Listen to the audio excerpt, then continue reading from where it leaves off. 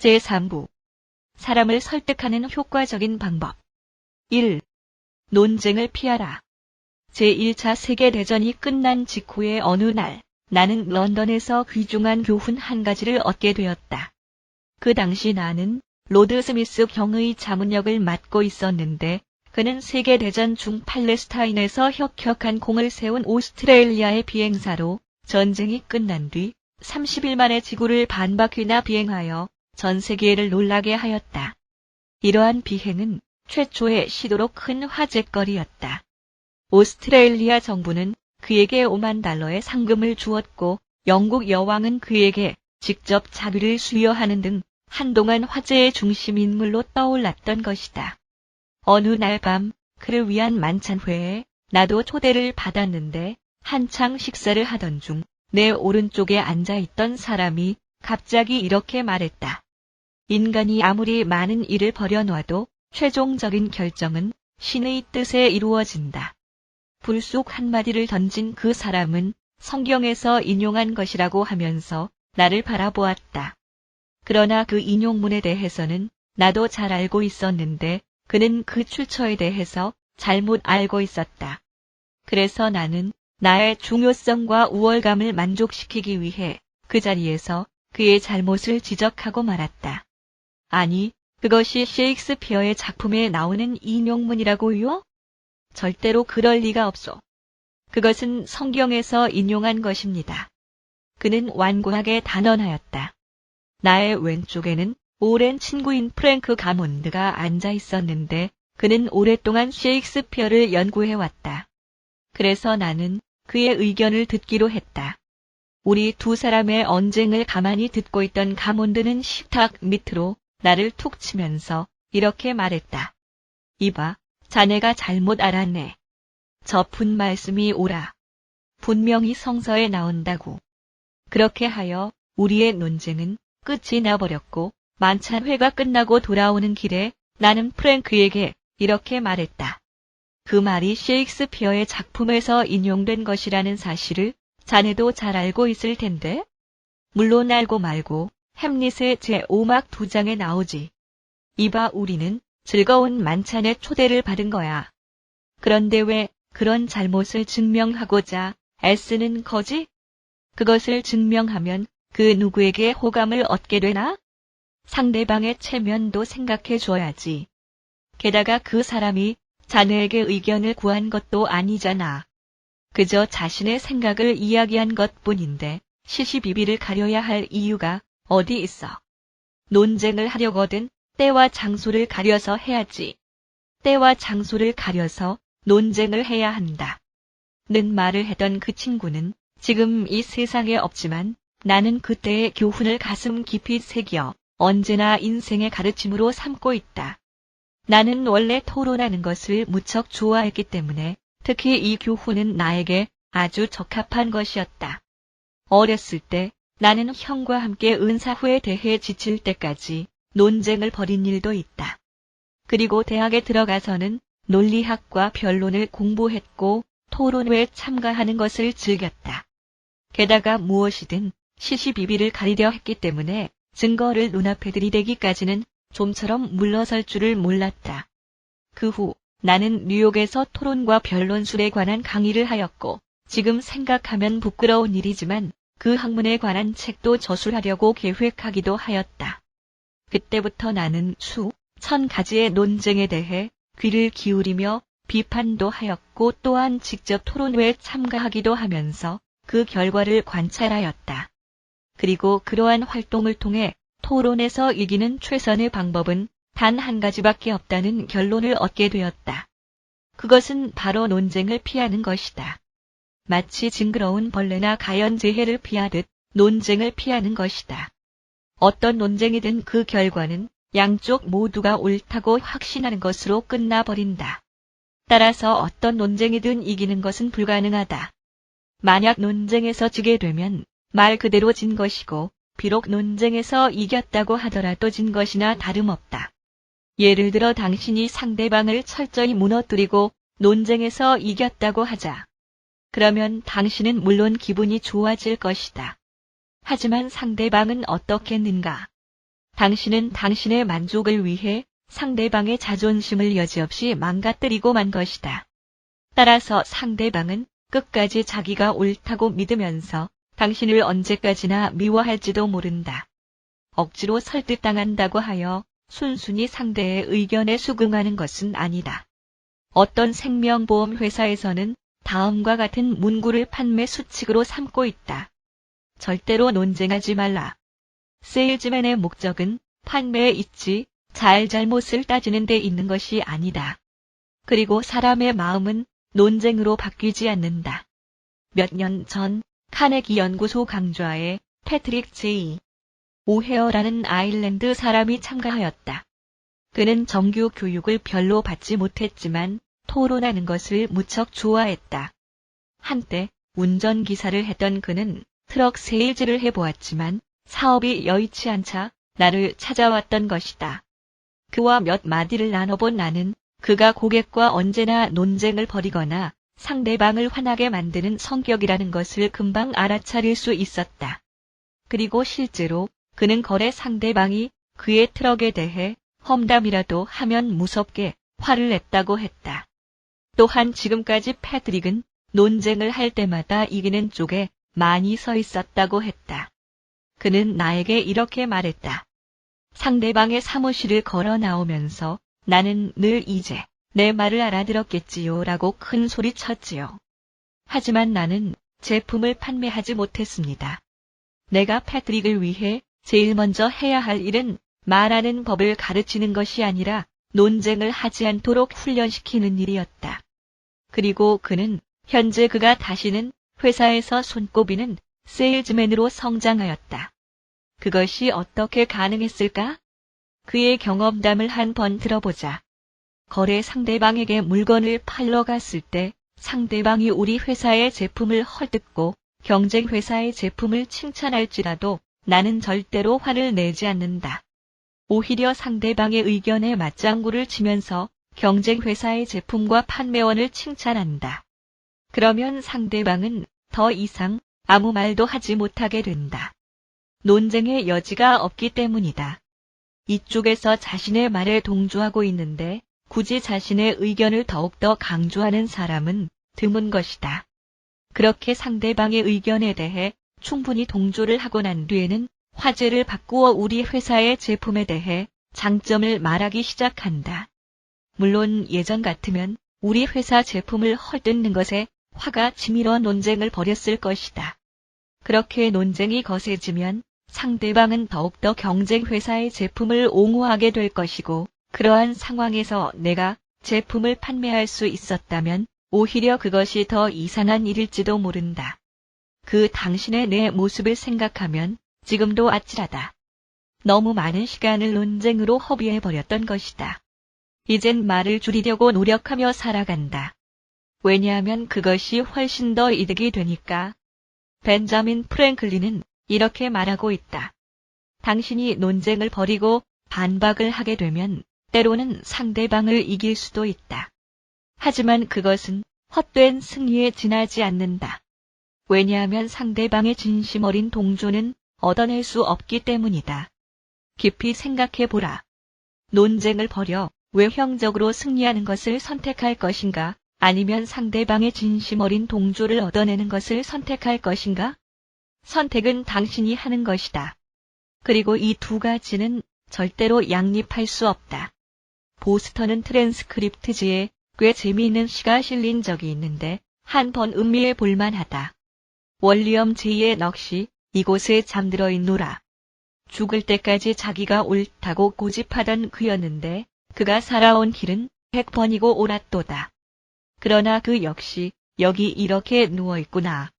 아무리 올바른 주장을 한다고 해도 상대방의 마음은 변하지 않는다. 따라서 당신이 아무리 올바른 주장을 편다고 할지라도 올바르지 않은 주장을 펴는 것과 다를 바가 없다. 월슨 내각의 재무장관을 역임한 월리엄 G. 맥도반은 오랜 정치 생활을 통해 아무리 무지한 인간일지라도 논쟁을 통해 이긴다는 것은 불가능하다는 것을 깨달았다고 말한다. 하지만 내 경험상으로 볼 때 무지한 인간뿐만 아니라 지적인 인가도 논쟁으로 그 생각을 변화시키는 것은 불가능하다. 소득세 고문역을 맡고 있는 프레드릭 S. 파슨즈는 어느 날 세무감사관과 1시간에 걸쳐 논쟁을 벌이고 있었는데 파슨즈는 이것이 실제로 받을 수 없는 채권이므로 과세 대상이 될 수 없다고 주장했던 것이다. 받을 수 없는 채권이라니 어처구니가 없군요. 이것은 당연히 과세 대상입니다. 감사관은 냉정하고 거만하게 자신의 주장을 굽히지 않았다. 그리고 그 당시의 대화 내용은 카네기 연구소 강좌에서 공개되었다. 그 감사관은 내가 아무리 이유를 설명하고 사실에 대해 조목조목 근거를 들어도 전혀 받아들이지 않았다. 게다가 논쟁이 거듭되면 될수록 그는 더욱더 고집을 부렸다. 그래서 나는 그와의 논쟁을 그만두고 상대방을 칭찬하기로 마음먹었다. 감사관께서 늘 결정해야 할 중요하고 어려운 문제에 비하면 지금의 이 문제는 하찮은 것에 지나지 않을 것입니다. 저 역시 사업을 하면서 필요에 따라 세금 부과에 대한 것을 조사해 왔지만 그것은 어디까지나 책에서 얻은 지식에 불과합니다. 하지만 당신은 실제 경험을 통해 얻은 지식이겠지요. 저도 가끔은 당신이 하는 일을 한번 해보았으면 하고 생각하곤 했지요. 정말로 배울 점이 많을 것입니다. 물론 화제를 바꿔야겠다는 생각도 있었지만 이것은 어디까지나 나의 본심이었다. 그러자 그 감사관은 의자에 깊숙이 등을 기대고 앉더니 그의 업무 내용에 대해 장황하게 늘어놓았다. 자신이 적발한 여러 가지 탈세 사건을 이야기하는 동안 그의 어투는 점점 부드러워졌고 나중에는 아이들에 대한 이야기까지 서슴없이 털어놓았다. 그리고 돌아갈 즈음에는 내 문제를 좀 더 자세히 재검토하고 3일 내로 그 결과를 알려주겠다고 하였다. 그로부터 3일 후 그는 내 사무실로 찾아와 문제의 $9,000가 과세 대상에서 제외되었다고 알려주었다. 그 세무감사관은 인간의 공통적인 약점을 드러낸 것에 지나지 않는다. 그는 파슨즈와 논쟁을 벌이는 동안 자신의 권위를 큰 소리로 주장함으로써 중요성을 인정받고 싶어 했던 것이다. 결국 자신의 가치를 인정받고 자아를 확대시킬 수 있는 여지를 발견하게 되자 그는 동정적이고 친절한 인간으로 변하게 된 것이다. 석가모니도 이렇게 말하고 있다. 미움을 미움으로 대하면 결코 사라지지 않는다. 미움은 사랑으로 대할 때 비로소 사라지는 것이다. 미움뿐만 아니라 오해도 논쟁으로는 해결되지 않는다. 그것은 기지와 절충, 화해, 상대의 입장에 서서 생각하는 아량으로 해결될 수 있는 것이다.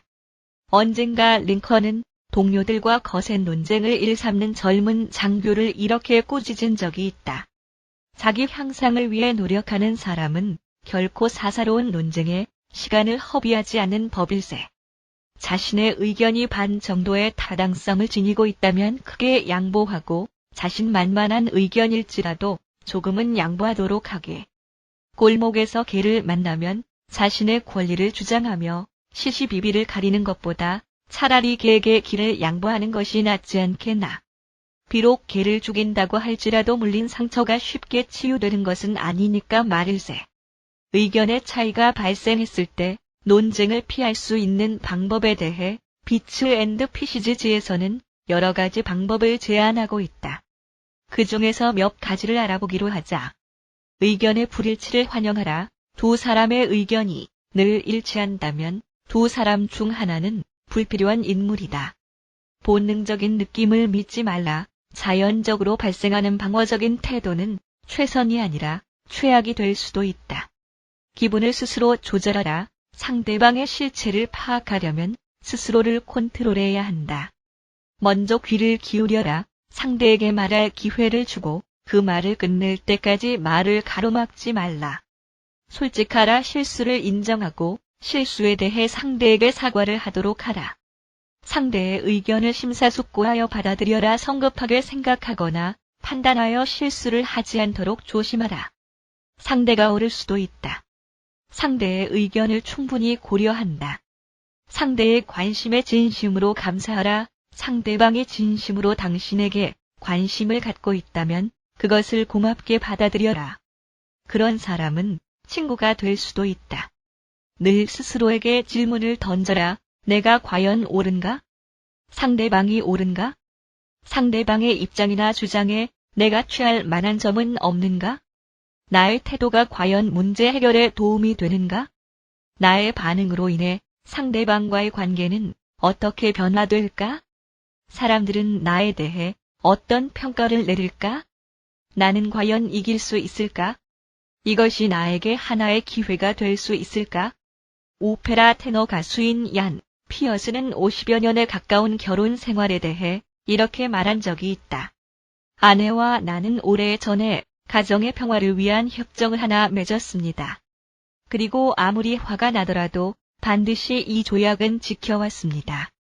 그래서 한 사람이 소리를 지르면 다른 한 사람은 잠자코 있었죠.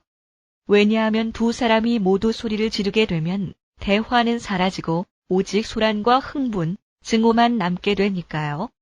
원칙 1. 논쟁에서 최상의 결과를 얻는 방법은 논쟁을 피하는 것이다. 2. 타인을 존중하라. 테어도어 루즈벨트는 대통령 재임 시 자기 생각의 75%가 옳다면 그것이 자신이 바라는 최고의 기대치라고 고백했다. 20세기의 가장 뛰어난 인물 중에 한 사람인 루즈벨트가 이 정도라면 과연 평범한 우리들은 어떠한가? 만약 당신 생각의 55%가 옳다면 당신은 월가에 진출하며 매일 $100만 벌어들일 수 있을 것이다. 하지만 자신의 생각에 대하여 55%의 확신도 없다면 남의 잘못을 지적할 자격은 없는 것이다. 우리는 남이 옳지 않다는 것을 눈짓, 언어, 몸짓으로 표현할 수는 있다. 하지만 타인 옳지 않다고 아무리 강하게 주장할지라도 상대방으로 하여금 당신의 말에 동의하도록 만들 수는 없을 것이다. 그럼에도 불구하고 타인의 지능, 판단, 증기, 자부심에 충격을 줄 필요가 어디에 있는가? 상대의 동의를 얻기 위해서라거나 잘못을 바로잡기 위해서라면 전혀 성공할 수 없는 일을 벌이고 있는 것이다. 상대방은 당신의 지적으로 인해 자존심에 커다란 상처를 받고 있기 때문에 자신의 잘못을 인정하려 하지 않는다. 오히려 마음을 닫아버린 채 반격하려 할 것이다. 그렇게 되면 당신이 아무리 플라톤이나 칸트의 논리를 동원한다고 해도 상대의 의견은 변하지 않는다. 왜냐하면 일단 자존심의 상처를 입게 되면 그 순간부터 논리는 사라지고 감정만 남기 때문이다.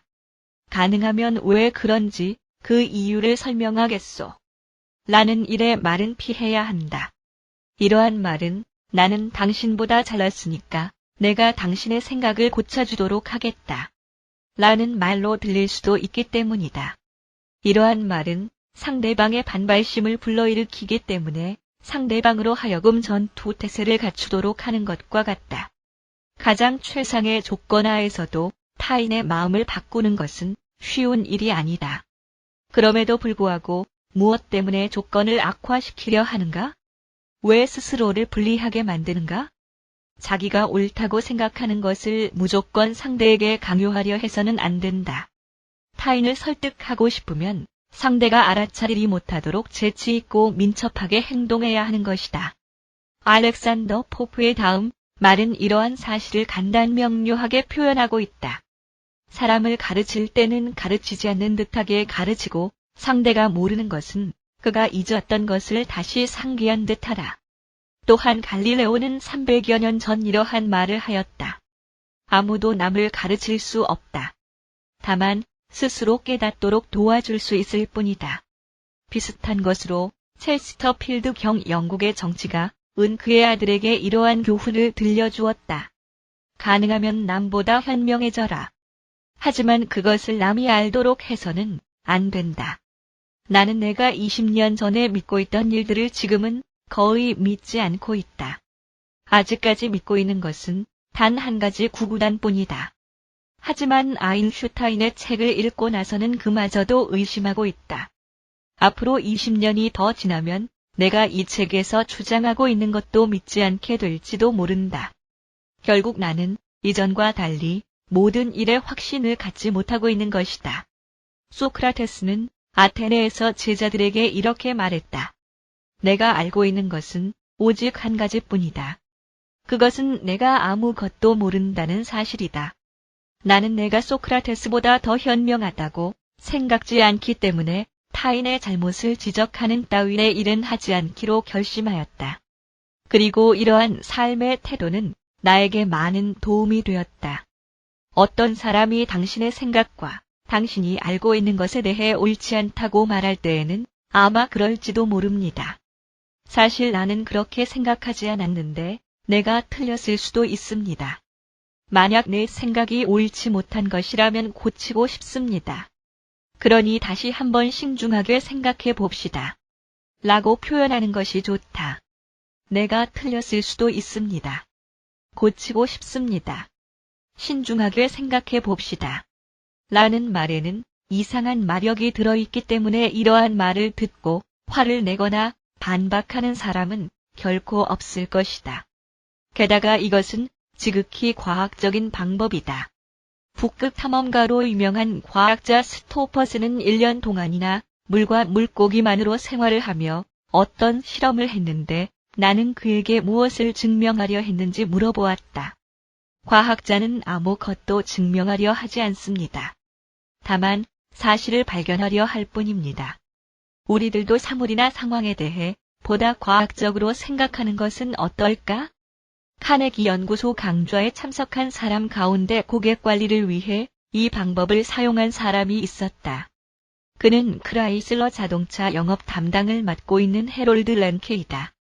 그는 자동차 영업으로 인한 부담감 때문에 고객들의 불만 사항 처리에 늪장을 부리거나 냉담한 반응을 보인 경우가 종종 있었다고 한다. 그로 인해 고객을 잃는 일도 자주 발생했다. 그는 강좌에서 이렇게 말했다. 나는 그러한 나의 태도가 아무런 도움이 되지 않는다는 것을 깨닫고 새로운 방법을 시도했습니다. 그래서 고객들에게 이렇게 말했죠. 저희 대리점에서 실수를 하는 경우도 있습니다. 이 점 부끄럽게 생각하며 저희가 고객께 저지른 실수에 대해서는 언제든지 말씀해 주십시오. 고객에 대한 이러한 접근 방법으로 고객의 기분을 안정시킬 수 있었고 일단 감정이 정돈된 고객은 문제 해결을 위해 보다 분별력 있게 행동하게 되었죠. 치열한 경쟁 사회에서 한 명의 고객이라도 더 확보하고자 한다면 고객의 의견을 존중해주고 그들을 교양 있고 정중하게 대하는 것이 좋습니다. 당신이 아마 그것은 나의 잘못일 겁니다. 라고 말하면 절대로 남들과 논쟁을 벌인다거나 귀찮은 일을 겪어야 하는 상황에 놓이지 않게 된다. 또한 그렇게 함으로써 논쟁은 끝이 나고 상대방 역시 관대하고 공정한 태도를 취하고 싶도록 만들 수가 있다. 그 단계까지 진행이 되면 상대방은 자기가 틀렸을지도 모른다고 반성하게 된다. 만약 상대방이 잘못 알고 있거나 틀렸다는 것을 확신할 때 그것을 직접적으로 꼬집으면 어떤 사태가 벌어질까? 뉴욕에서 변호 사업을 하고 있는 S는 얼마 전 미국 고등법원에서 중요한 사건을 가지고 변론을 하고 있었다. 그 사건은 거액의 돈과 중요한 법률 문제가 관련된 것이었다. 한참 변론이 진행되고 있을 때 고등법원 판사 한 명이 S에게 이렇게 물었다. 회사법에 의한 법정 기한은 6년이지요? 이 말을 듣고 놀란 표정으로 잠시 판사를 바라보던 S는 단도직입적으로 이렇게 말해버렸다. 판사님, 회사법에는 법정 기한 규정이 없습니다. 카네기 강좌에 참석한 S는 그 당시의 상황에 대해 이렇게 말했다. 순간적으로 법정 안은 찬물을 끼얹은 듯이 조용해졌고 차가운 냉기가 흐르는 느낌이었습니다. 물론 나는 내가 옳고 판사가 틀렸기 때문에 그렇게 지적한 것입니다. 하지만 그 한마디가 판사를 몹시 불쾌하게 만들었던 것 같습니다. 나의 변론은 그 어느 때보다 설득력이 있었지만 결론적으로 말해 그 판사를 설복시키지는 못했습니다. 나는 저명한 판사의 잘못을 노골적으로 지적하는 큰 실수를 저질렀던 것입니다. 이성에 따라 논리적으로 행동하는 사람은 흔하지 않다. 우리들 대부분은 아집과 편견에 사로잡혀 있는 것이다.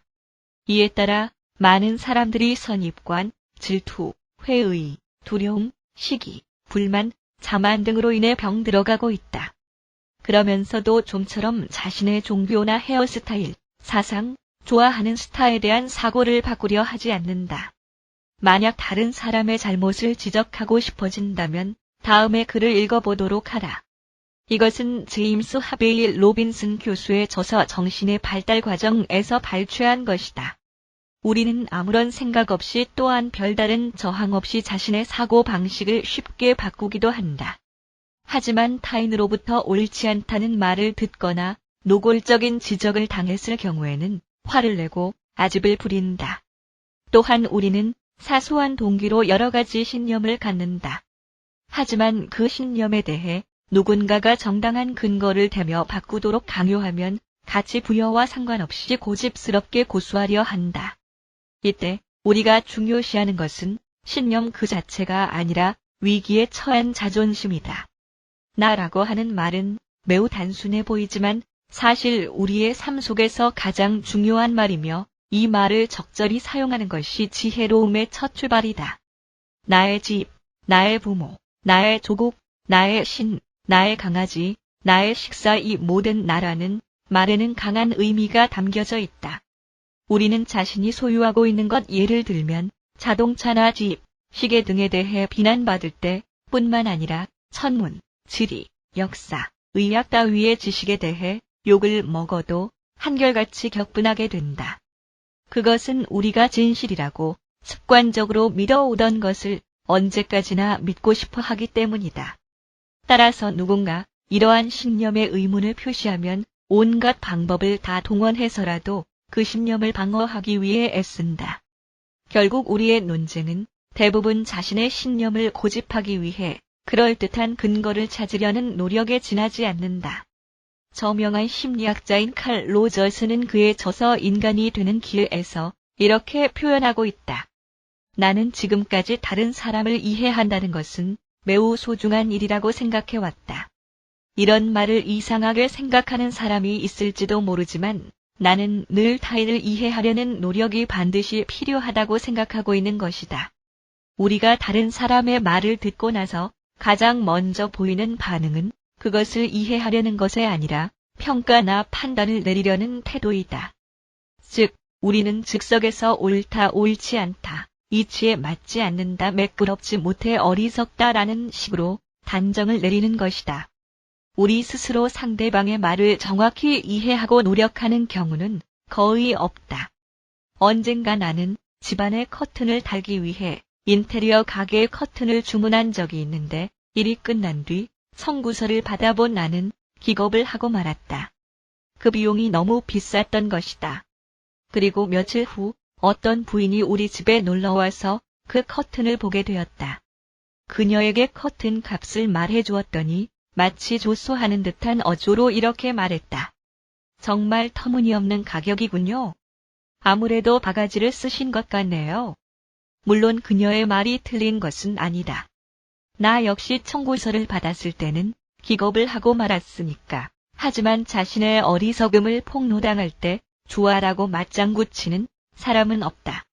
나도 인간인 까닭에 속으로는 그녀의 말이 옳다는 것을 인정하면서도 겉으로는 나 자신을 변호하기 위해 애썼다.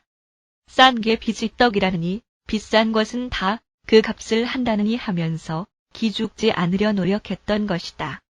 그리고 그 다음 날 또 다른 부인이 놀러왔는데 그녀는 집안의 커튼을 보더니 우아하다고 칭찬하면서 자신도 그러한 것을 사고 싶다고 말했다.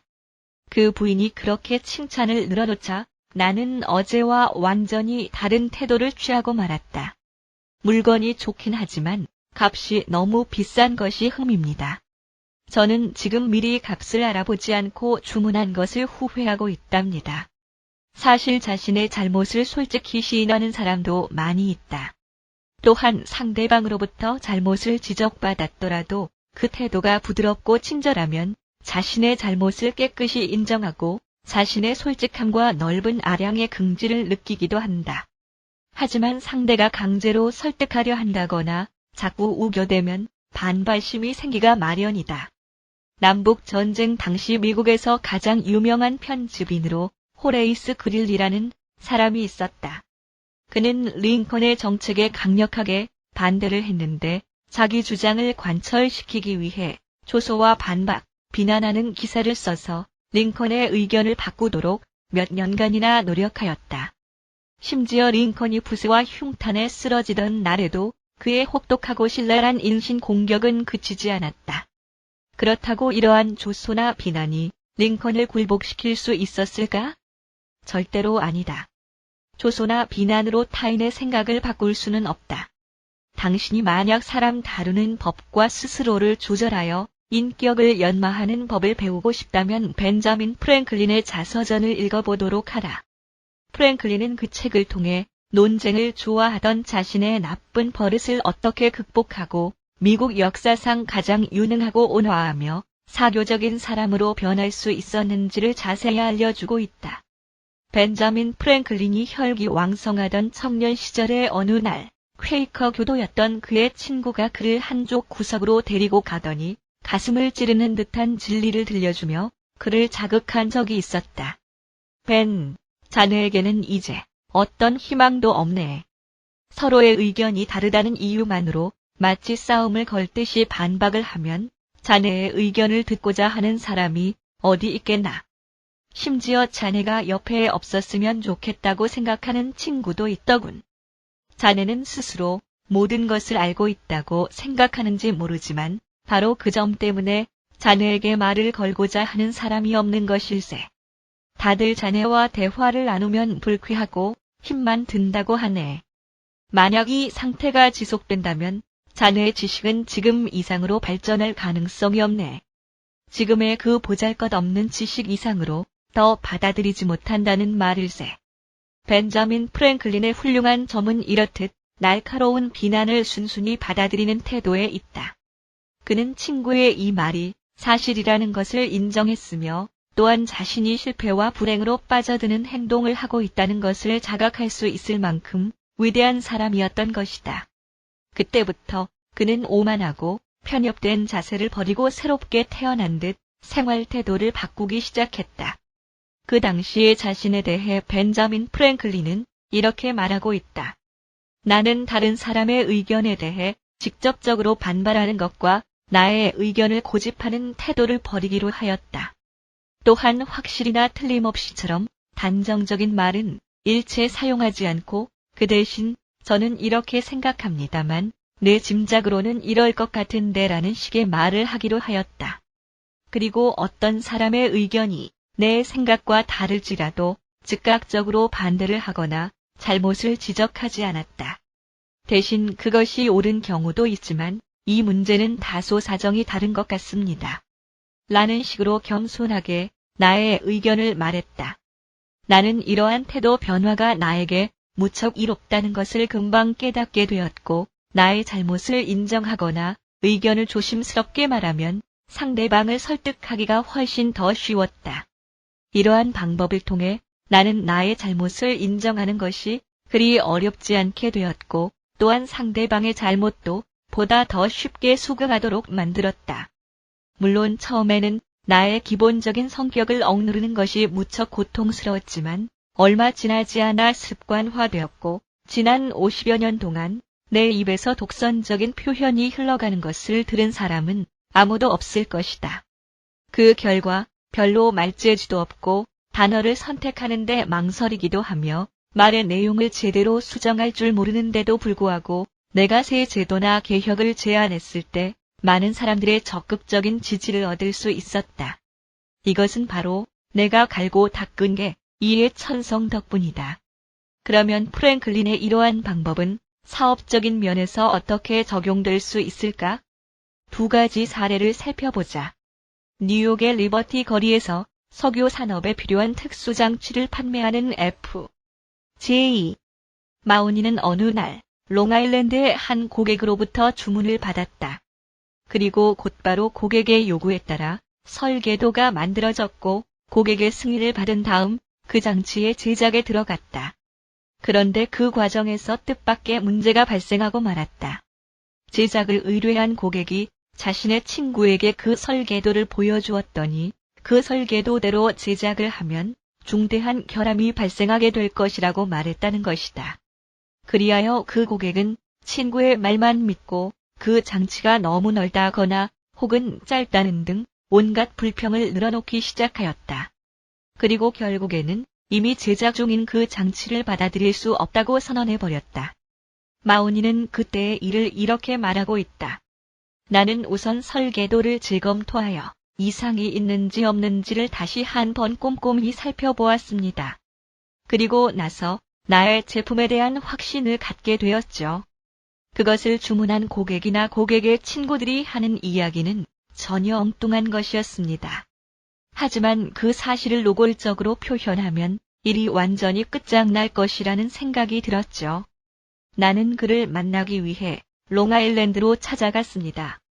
내가 그의 사무실로 들어서자 그는 몹시 험상궂은 표정으로 고함을 쳤습니다. 한참이나 흥분된 어조로 실컷 화풀이를 한 그는 마침내 이렇게 물었습니다. 이제 어떻게 할까요? 그때까지 아무 말 어이 그의 불평불만을 들어주던 나는 조용히 말했습니다. 당신이 하자는 대로 할 것입니다. 당신이 돈을 지불하는 것이니 당연히 원하는 물건을 구입하셔야지요. 하지만 누군가가 이에 대해 책임을 져야만 합니다. 만약 당신이 옳다고 생각한다면 새로운 설계도를 그려서 나에게 주십시오. 지금까지 제가 투자한 금액은 $2,000 정도인데 당신을 위해 기꺼이 그 돈을 부담하겠습니다. 하지만 당신이 설계한 대로 장치를 만들었을 때 문제가 발생한다면 그땐 당연히 당신이 책임져야 합니다. 그러나 만약 우리의 설계대로 진행을 한다면 그 책임은 우리가 지겠습니다. 내 말이 끝났을 때 그는 어느 정도 흥분을 가라앉히고 있었습니다. 좋소. 당신의 설계도대로 하시오. 하지만 만약 문제가 발생했을 경우에는 반드시 책임을 져야만 합니다. 결국 우리의 제작은 성공적으로 끝이 났고 그 후 고객은 단골이 되어 같은 장치를 2개나 더 주문했습니다. 하지만 그 당시 내가 고객으로부터 받았던 모욕은 정말 참기 힘든 것이었습니다. 물론 흔들리지 않고 그 모욕을 견뎌낸 보람은 있었지요. 만약 내가 그 고객과 맞서서 똑같이 화를 냈더라면 어떻게 되었을까요? 아마도 괴로운 논쟁이 지속되어 소송으로 이어지고 그로 인해 엄청난 손해를 본 끝에 고객마저 잃게 되는 결과를 얻게 되었을 것입니다. 상대의 잘잘못을 따지는 것으로는 어떠한 이익도 발생하지 않습니다. R, V. 크롤리는 가드너 W. 테일러 목재 회사의 세일즈맨이다. 그는 수년 동안이나 완고한 목재 검사자들을 상대로 하여 논쟁을 벌였고 그때마다 상대를 궁지에 몰아넣곤 하였다. 하지만 결과는 늘 좋지 못했다. 크롤리에 의하면 목재 검사자들은 야구 심판처럼 한 번 결정을 내리면 그것을 결코 번복하지 않는다고 한다. 그러던 어느 날 크롤리는 자신이 논쟁에서 이긴 덕분에 회사가 수천 달러의 손해를 보고 있다는 사실을 깨닫게 되었다. 그래서 고민을 하던 중 카네기 연구소 강좌에 참가하게 되었고 그 후로는 지금까지의 방법을 바꾸어 일체의 논쟁을 하지 않기로 마음먹었다. 그렇다면 그 후의 결과는 어떠했을까? 어느 날 아침 사무실의 전화가 요란스럽게 울렸다. 그것은 지난번에 발송한 한 트럭 분량의 제목이 품질 불량이라 도저히 받아들일 수 없다는 거래처의 전화였다. 그리고 지금 하차를 중단한 상태이니 즉시 인수하러 오라는 것이었다. 제목을 4분의 1가량이나 하차시키고 나서야 목재 검사원이 55% 정도가 불합격품이라고 보고했기 때문에 연락이 늦어졌다고 한다. 나는 그 거래처로 달려가면서 이 사태를 어떻게 해결해야 할 것인지 곰곰이 생각해 보았다. 평소 같으면 목재에 대한 해박한 지식과 경험을 바탕으로 등급 판정 기준의 잘잘못을 따지며 검사원의 평가를 비난했을 것이다. 하지만 나는 그때 강좌에서 습득한 원칙을 적용해 보기로 마음먹었다. 내가 거래처에 도착했을 때 구매부원과 검사원은 험상궂은 표정으로 당장이라도 폭언을 퍼부을 기세였다. 나는 현장으로 나가 정확한 내막을 알아보기 위해 목재를 계속 풀도록 요청하였다. 그리고 검사원에게는 지금까지 했던 대로 불합격품을 골라 따로 쌓도록 부탁하였다. 나는 한참 동안 그가 검사하는 것을 지켜보고 있다가 그 검사 방법이 지나치게 가혹하고 또한 규정도 잘못 해석하고 있다는 것을 알게 되었다. 문제의 목재는 백송이었는데 그 검사원은 경목에 관한 지식만 갖추고 있었는지 수준 이하의 검사를 하고 있었던 것이다. 나는 백송에 관한 한 수준급이라고 할 수 있을 정도였지만 그의 검사 방법에 대해 이의를 제기하지 않았다. 한참 동안 말없이 지켜보고 있다가 조심스럽게 어떤 것이 어떤 점에서 만족스럽지 못한지 물어보았다. 하지만 검사원의 잘못을 지적하려는 것이 아니라 다음에 어떤 목재를 보내야 합격할 수 있는지를 알기 위한 것뿐이라고 강조하였다. 내가 모든 것을 상대에게 맡겨두고 협조적인 자세를 취하자 검사원의 태도가 점점 누그러졌고 험악하던 공기도 많이 부드러워졌다. 그리고 내가 물어보는 주의 깊은 질문이 상대에게 반성의 기회를 주었던 모양이다. 그는 어쩌면 자기가 등급 판정을 잘못 내리고 있는 것인지도 모른다는 생각을 하는 것처럼 보였던 것이다. 물론 나 역시 그 점을 지적하고 싶었지만 전혀 내색하지 않았다. 시간이 흐를수록 그의 태도는 달라졌고 결국에는 자신이 백송재에 대해 별로 아는 것이 없다고 털어놓았다. 그러면서 오히려 나에게 백송재에 대해 물어보기까지 하였다. 물론 나는 왜 이들 목재가 합격품인지 설명해주고 싶었지만 꾹 참고 그들의 마음에 들지 않는 것이 있으면 모두 교환해주겠다고 말했다. 그러자 그는 불합격품이 늘어난 원인이 자신에게 있다고 생각하기에 이르렀고 마침내 자신의 잘못을 인정하였다. 그는 내가 돌아온 뒤 그 목재를 다신 검사하여 전량 인수하였고 목재에 대한 대금을 지불하였다. 상대의 잘못에 대해 지적하지 않음으로써 금전적인 수익을 올렸고 또한 돈으로 바꿀 수 없는 신의도 얻게 된 것이다. 남북 전쟁 때 링컨 대통령의 적수였던 리 장군은 언젠가 남부 동맹의 제퍼슨 데이비스에게 자기 휘하의 장교에 대해 진심 어린 칭찬을 한 적이 있다. 그랬더니 그 자리에 함께 참석했던 다른 장교가 깜짝 놀라 이렇게 말했다. 나도 알고 있네. 하지만 대통령께서는 그 장교에 대한 나의 의견을 물은 것이지 나에 대한 그 장교의 태도를 물었던 것이 아닐세. 2000년 전 예수는 이렇게 말했다. 내 원수를 사랑하라.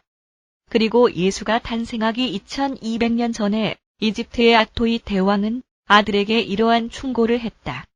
사람을 설득하려면 사교적이어야 한다. 즉, 다른 사람들과 논쟁을 하지 말라는 것이다. 그 누구를 상대로 해서든 결코 논쟁을 벌여서는 안 된다.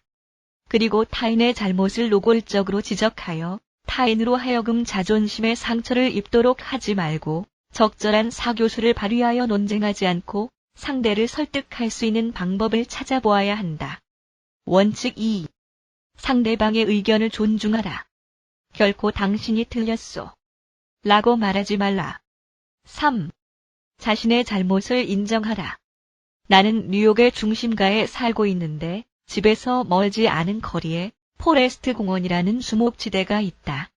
이 숲은 콜럼버스가 미대륙을 발견했을 당시의 모습과 조금도 다름없이 봄이 되면 검은 딸기가 작은 흰 꽃을 가득 피우고 다람쥐가 새끼를 치며 잡초들이 무성하게 자라나고 있다.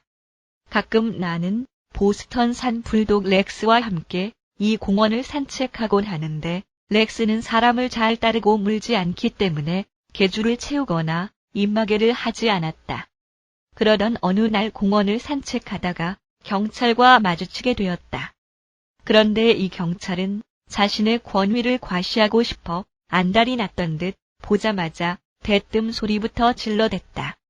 아니 여러 사람이 이용하는 공원에서 개를 끈도 매지 않고 게다가 입마개도 없이 제멋대로 뛰어다니게 놔두면 어쩌자는 겁니까? 이건 위법입니다. 그러나 기세 좋게 기껄려대는 경찰과 달리 나는 차분하게 대답하였다. 잘 알고 있습니다. 하지만 저 개는 유순한 편이라 사람에게 해를 끼치지 않을 것이라 생각했습니다만, 아니, 당신이 그렇게 생각한다고 해서 법이 바뀝니까? 당시의 개가 다람쥐나 아이들을 물지 않는다고 누가 보장합니까? 이번만은 눈 감아드리겠지만 다음에 또 이런 일이 발생하면 그때는 재판을 받아야 할 거예요. 나는 순순히 앞으로는 조심하겠다고 약속하였고 사실 몇 번 정도는 그 말에 순종하였다. 하지만 렉스는 입마개를 너무나 싫어하였고 나도 억지로 씌우고 싶지 않았기 때문에 에라 모르겠다는 심정으로 입마개를 하지 않고 데리고 다녔다. 그렇게 한동안은 별 탈이 없었다. 그러던 어느 날 드디어 올 것이 오고야 말았다. 렉스와 내가 비탈길을 뛰어 올라가고 있을 때 갑자기 맞은편에서 밤색 말을 탄 법의 수호자가 우리를 가로막았던 것이다. 나는 곧바로 멈춰 섰으나 렉스는 분위기를 파악하지 못하고 곧장 경찰을 향해 달려갔다. 기어이 일이 터지고 말았구나 싶어서 나는 모든 것을 단념한 채 명찰이 말을 꺼내기 전에 선수를 쳤다. 또 만나게 되었군요. 정말 죄송합니다. 당신이 지난주에 이미 경고를 했는데도 끈이나 입마개를 하지 않고 개를 데리고 나온 것은 제 과실입니다. 그런데 의외로 경찰의 음성은 매우 부드러웠다. 그래요?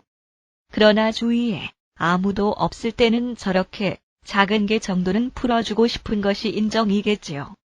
그래도 법은 지켜야 하는 것이니까요. 그렇긴 하지만 저렇게 작은 개가 누구를 해치겠어요. 오히려 경찰이 개를 두둔하고 나섰다. 아니요. 다람쥐를 물어버릴 수도 있습니다. 그건 지나친 염려입니다. 자, 이렇게 하면 어떨까요? 개를 저쪽 언덕으로 데리고 가서 놓아주십시오. 그러면 내 눈에도 띄지 않고 개도 실컷 뛰어놀 수 있을 겁니다. 경찰도 역시 인간이기에 자신의 중요성을 인정받기를 원했던 것이고 내가 스스로의 죄를 인정했을 때 그는 그 자부심을 충족할 수 있었던 것이다. 그리고 그러한 결과로 인해 그는 나를 용서하고 자신의 넓은 아량을 내보일 수 있었다. 그러나 내가 처벌을 피하기 위해 변명을 늘어놓으며 경찰과 논쟁을 벌였다면 그 결과가 어찌 되었을지는 뻔한 일이다. 나는 경찰과 시시비비를 가리는 대신 그가 절대적으로 옳았다는 것을 솔직히 시인했고 내가 나빴다는 것을 인정함으로써 상대방으로 하여금 양보하는 마음이 생기도록 했던 것이다. 일단 자신의 잘못을 알고 있다면 그것을 지적당하기 전에 스스로 인정을 하는 것도 좋은 인간관계를 위한 하나의 방법이 될 수 있다. 왜냐하면 타인의 비난을 받는 것보다는 스스로를 비판하는 것이 훨씬 더 마음이 편하며 또한 그렇게 하면 상대방은 보다 관대해지므로 잘못을 용서받기가 용이해지기 때문이다. 즉, 상대방이 생각하고 있거나 말하고자 하는 모든 트집거리를 자신의 입으로 말해버리면 상대는 할 말이 없어져 버리고 만다. 상업 미술가인 페르디난드 이. 월에는 이러한 방법을 이용하여 까다롭고 신경질적인 고객의 마음을 돌려놓았다. 광고나 출판을 목적으로 한 그림은 무엇보다 섬세하고 정확해야만 한다. 고 주장하는 월에는 그 당신의 일을 이렇게 말하고 있다. 미술 편집자 중에는 제작 일정을 무시하고 서둘러 주문품을 요구하는 사람이 있는데 그러한 독촉을 받게 되면 사소한 실수가 발생할 확률이 높아진다. 그리고 내가 이번에 거래한 미술 편집자는 이러한 실수를 찾아내는 것을 즐기는 사람이었다. 나는 가끔 정나미가 떨어지는 심정으로 그의 사무실을 나오곤 했는데 그 이유는 그의 비평 때문이 아니라 그의 비평 방법 때문이었다. 최근에 나는 이 편집자에게 서둘러 끝낸 일거리를 전달하게 되었다. 그런데 얼마 지나지 않아 자신의 사무실로 즉시 와 달라는 전화가 걸려왔다. 내용인즉 문제가 생겼다는 것이다. 그의 사무실에 도착하자 내가 예상했던 대로 그는 얼굴을 잔뜩 찌푸리고 앉아있다가 마구 혹평을 가하기 시작하였다. 평소에 늘 하던 비평 방법대로 마음껏 상대방을 요리할 수 있는 기회를 잡은 것이었다. 그래서 나는 이렇게 말했다. 당신의 말이 사실이라면 틀림없이 내가 잘못한 것입니다. 뭐라 할 말이 없습니다. 지금까지 저에게 많은 일감을 주셨는데 번번이 실수를 저질러서 정말 죄송합니다. 저에게 다시 한 번 고칠 기회를 주십시오. 그러자 그는 금방 태도를 바꾸었다. 아니, 뭐 그렇게까지 대수로운 것은 아니고 아무리 사소한 실수라 할지라도 실수는 실수입니다. 그리고 그가 뭔가 말을 하려고 했지만 나는 그럴 여유를 주지 않고 계속하여 나 자신을 비판하였다. 나 자신을 그렇게까지 비판해 본 적은 없었지만 막상 해보니 일이 매우 흥미롭게 진행된다는 것을 알 수 있었다. 좀 더 신중하게 했어야 하는데 모든 것이 마음에 들지 않습니까? 아니, 그 정도는 아니오. 그리고 나서 그는 내 작품을 칭찬하더니 아주 사소한 문제가 발생한 것일 뿐 그러한 실수는 누구나 하는 일이니 그렇게 염려하지 말라고 나를 다독거렸다. 결국 내 스스로 비판을 가하자 나를 대하는 그의 태도가 관대하게 바뀌었던 것이다. 이 사건으로 인해 나는 그에게 점심 식사를 대접받았고 헤어지기 전에 대금지불과 더불어 다른 일거리를 맡아오는 것으로 끝이 났다. 자신의 실수를 인정하는 용기를 보이면 스스로 어느 정도 만족감을 느낄 수 있을 뿐만 아니라 상대방에게는 방어적이고 저항적인 태도 대신 관대함을 내보이도록 하기 때문에 실수로 인한 문제 해결이 보다 용이해진다. 또한 자신의 잘못을 인정하는 것은 그러한 용기를 지닌 사람의 인격을 한층 더 돋보이게 한다. 뉴멕시코 알부케르크에 사는 브루스 하비는 아파서 회사에 못 나오고 있는 어느 직원에게 급료를 잘못 지불한 적이 있었다. 실수를 발견한 하비는 그 직원에게 다음번 급여 때 초과 지불된 급료를 제하고 지급하겠다고 일러두었다. 그러자 그 직원은 경제적인 문제가 발생하므로 일정 기간 동안 분할해서 생활에 나갈 수 있도록 해달라고 부탁하였다. 그렇지만 그렇게 하려면 윗사람의 허락을 받아야만 했다. 나는 이 일로 사장님께 심한 꾸중을 듣게 되리라는 사실을 잘 알고 있었습니다. 원만한 처리를 위해 고민하던 나는 이 일이 근본적으로 나의 잘못에서 기인한 것이므로 사장님께 솔직하게 잘못을 인정해야겠다고 생각했습니다. 그래서 사장실로 들어가 나의 실수를 인정하고 자초지종을 설명했습니다. 그랬더니 사장님은 화를 내면서 인사과의 실수라고 하더군요. 그러나 나는 제 잘못이라고 한 번 더 말씀드렸습니다. 그러자 이번에는 경리과의 실수라고 하더군요. 나는 재차 나의 잘못이라고 설명하였습니다. 그러나 사장님은 다른 직원들을 나무라셨습니다. 나는 그럴 때마다 나의 잘못이라고 강조를 하였죠. 결국 사장님은 나를 쳐다보며 이렇게 말했습니다. 그래, 자네의 잘못일세. 이제 그만두게. 자신의 잘못을 인정하여 곤경에 처하게 된 사람은 아무도 없습니다. 이러한 용기로 인해 내 스스로도 자부심을 느끼게 되었을 뿐만 아니라 사장님도 전보다 더 나를 신뢰하게 되었습니다. 자신의 잘못에 대해 핑계를 대는 일은 어떤 바보라도 할 수 있다. 사실 모든 바보들이 자신의 잘못에 대해 핑계를 대고 있는 것이다. 하지만 자신의 잘못을 인정하는 것은 스스로의 인격을 높일 수 있을 뿐만 아니라 자신의 용기와 솔직함에 만족감을 얻게 해준다. 남북 전쟁 당시 게티즈버그의 전투에서 부하인 피게트 장군이 저지른 작전 실패의 책임을 로버트 리 장군이 혼자서 떠맡았던 적이 있다. 피게트 진격 작전은 서양의 전쟁사에서 그 유래를 찾아보기 힘들 만큼 치열한 것이었다. 그는 매우 용감한 군인으로 젓갈색 머리를 길에 늘어뜨려 어깨까지 닿도록 하였고 이탈리아 전선에서의 나폴레옹처럼 싸움터에서도 매일같이 열렬한 연애 편지를 썼다. 작전이 실행되던 날 오후 피게트 장군은 모자를 비스듬히 눌러쓰고 말에 올라탄 채 진격을 서둘렀고 그를 신뢰하는 그의 부하들은 열광적인 환호를 보내며 그의 뒤를 따랐다. 휘날리는 깃발, 햇빛에 번뜩이는 총검이 일사불란하게 움직이는 모습은 참으로 장엄하고 찬란한 광경이었다.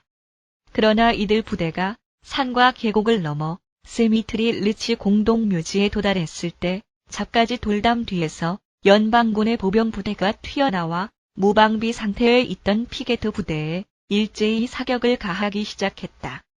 그러자 르치 언덕은 순식간에 화염으로 뒤덮이고 아비규환의 싸움터가 되고 말았다. 순식간에 피게트 휘하의 지휘관들은 한 사람을 제외하고 모두 전사했으며 5,000명의 병력은 5분의 1로 줄어들었다. 하지만 유일하게 살아남은 아미스테드 지휘관은 남은 병사들을 이끌고 최후의 돌격을 감행하였다. 돌격 명령과 함께 돌담을 뛰어넘은 남군은 대적전을 벌인 끝에 남군의 군기를 리치 언덕에 꽂았다. 하지만 그것은 아주 잠시 동안뿐이었다. 그 잠시 동안이 남군의 마지막 절정기였던 것이다. 비록 피게트의 돌격 작전은 영웅적인 것이기는 했지만 그것은 남군 패배의 시발점이 되고 말았다.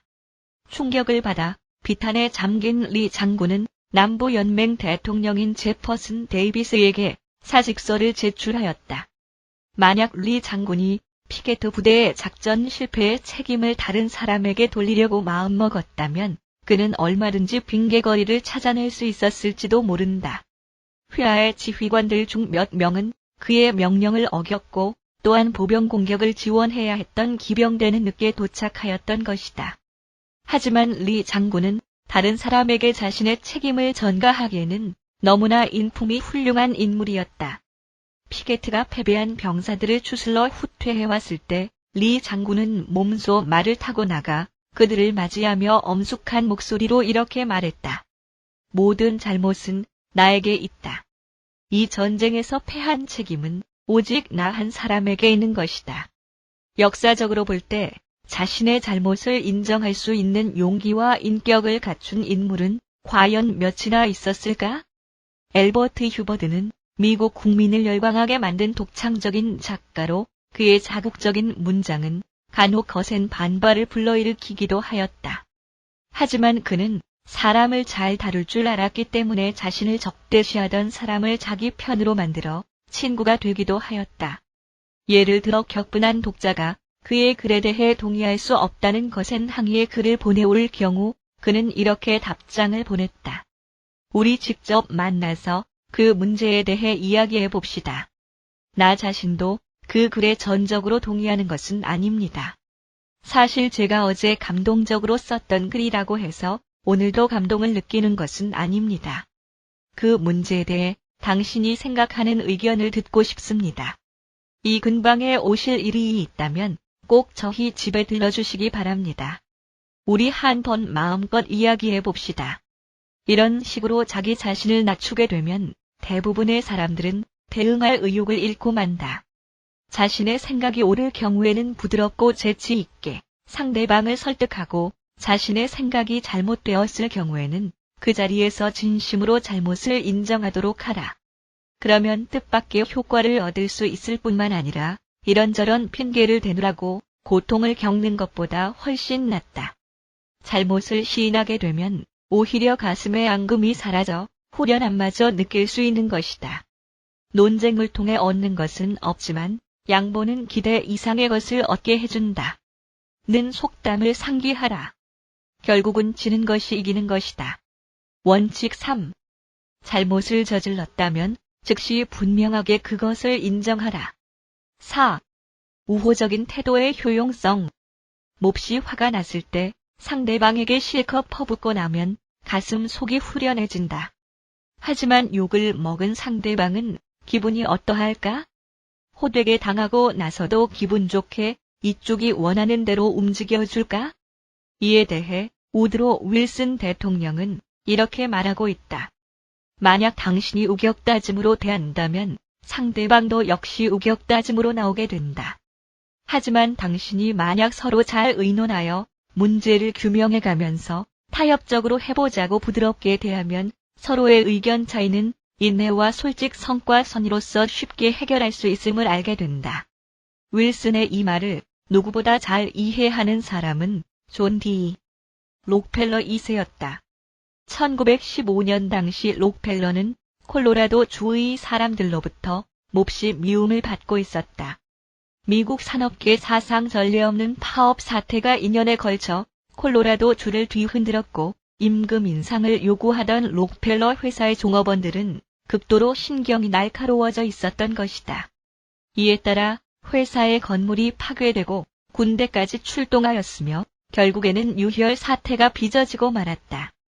이렇듯 치열한 대립 상황에서 록펠러는 어떻게 해서든 상대방을 설득하려 노력하였고 결국은 그것을 훌륭하게 해냈다. 그는 과연 어떻게 처리했을까? 록펠러는 몇 주간에 걸쳐 화해 공작을 펼친 후 파업자 측 대표자를 모아놓고 연설을 하였다. 그때의 연설은 매우 훌륭한 것이었고 뜻밖의 성과를 거두게 해주었다. 그는 자신을 둘러싸고 거세게 소용돌이치던 분노의 물결을 가라앉히고 오히려 그들을 친구로 만들었던 것이다. 연설을 통해 록펠러는 진심 어린 태도로 있는 그대로의 사실을 순리적으로 설명하였다.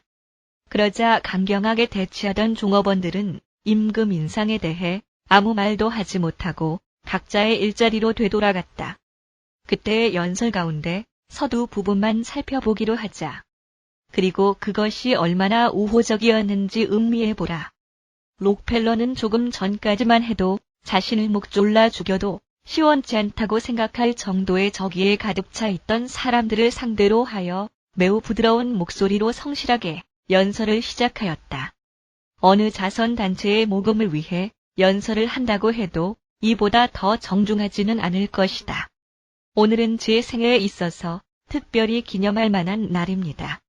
우리 회사의 종업원 대표 및 간부 사원 여러분과 자리를 함께 할 수 있는 기회를 얻게 된 것을 무한한 영광으로 생각하는 바입니다. 저는 이 자리에 서게 된 것이 무척 자랑스럽고 또한 이 만남을 영원히 기억할 것입니다.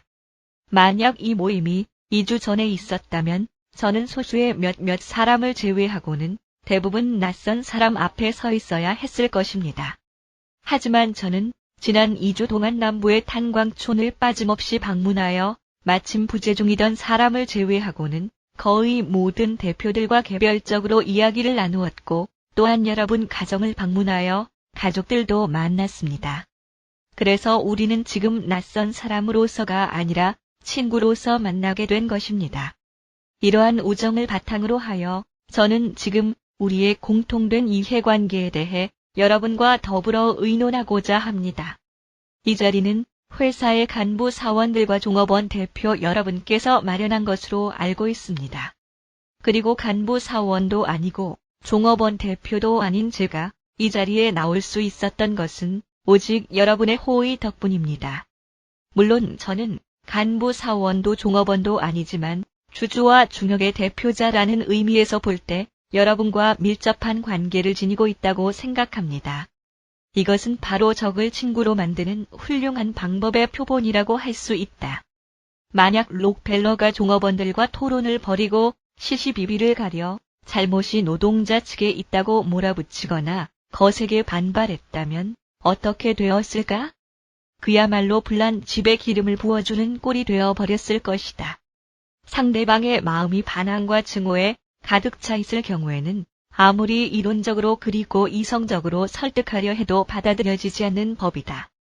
아이들을 곧잘 나무라는 부모, 권위의식에 사로잡힌 고용주나 집안의 가장, 잔소리가 심한 아내들은 사람이 얼마나 자신의 마음을 바꾸기 싫어하는지를 분명히 인식하고 있어야 한다.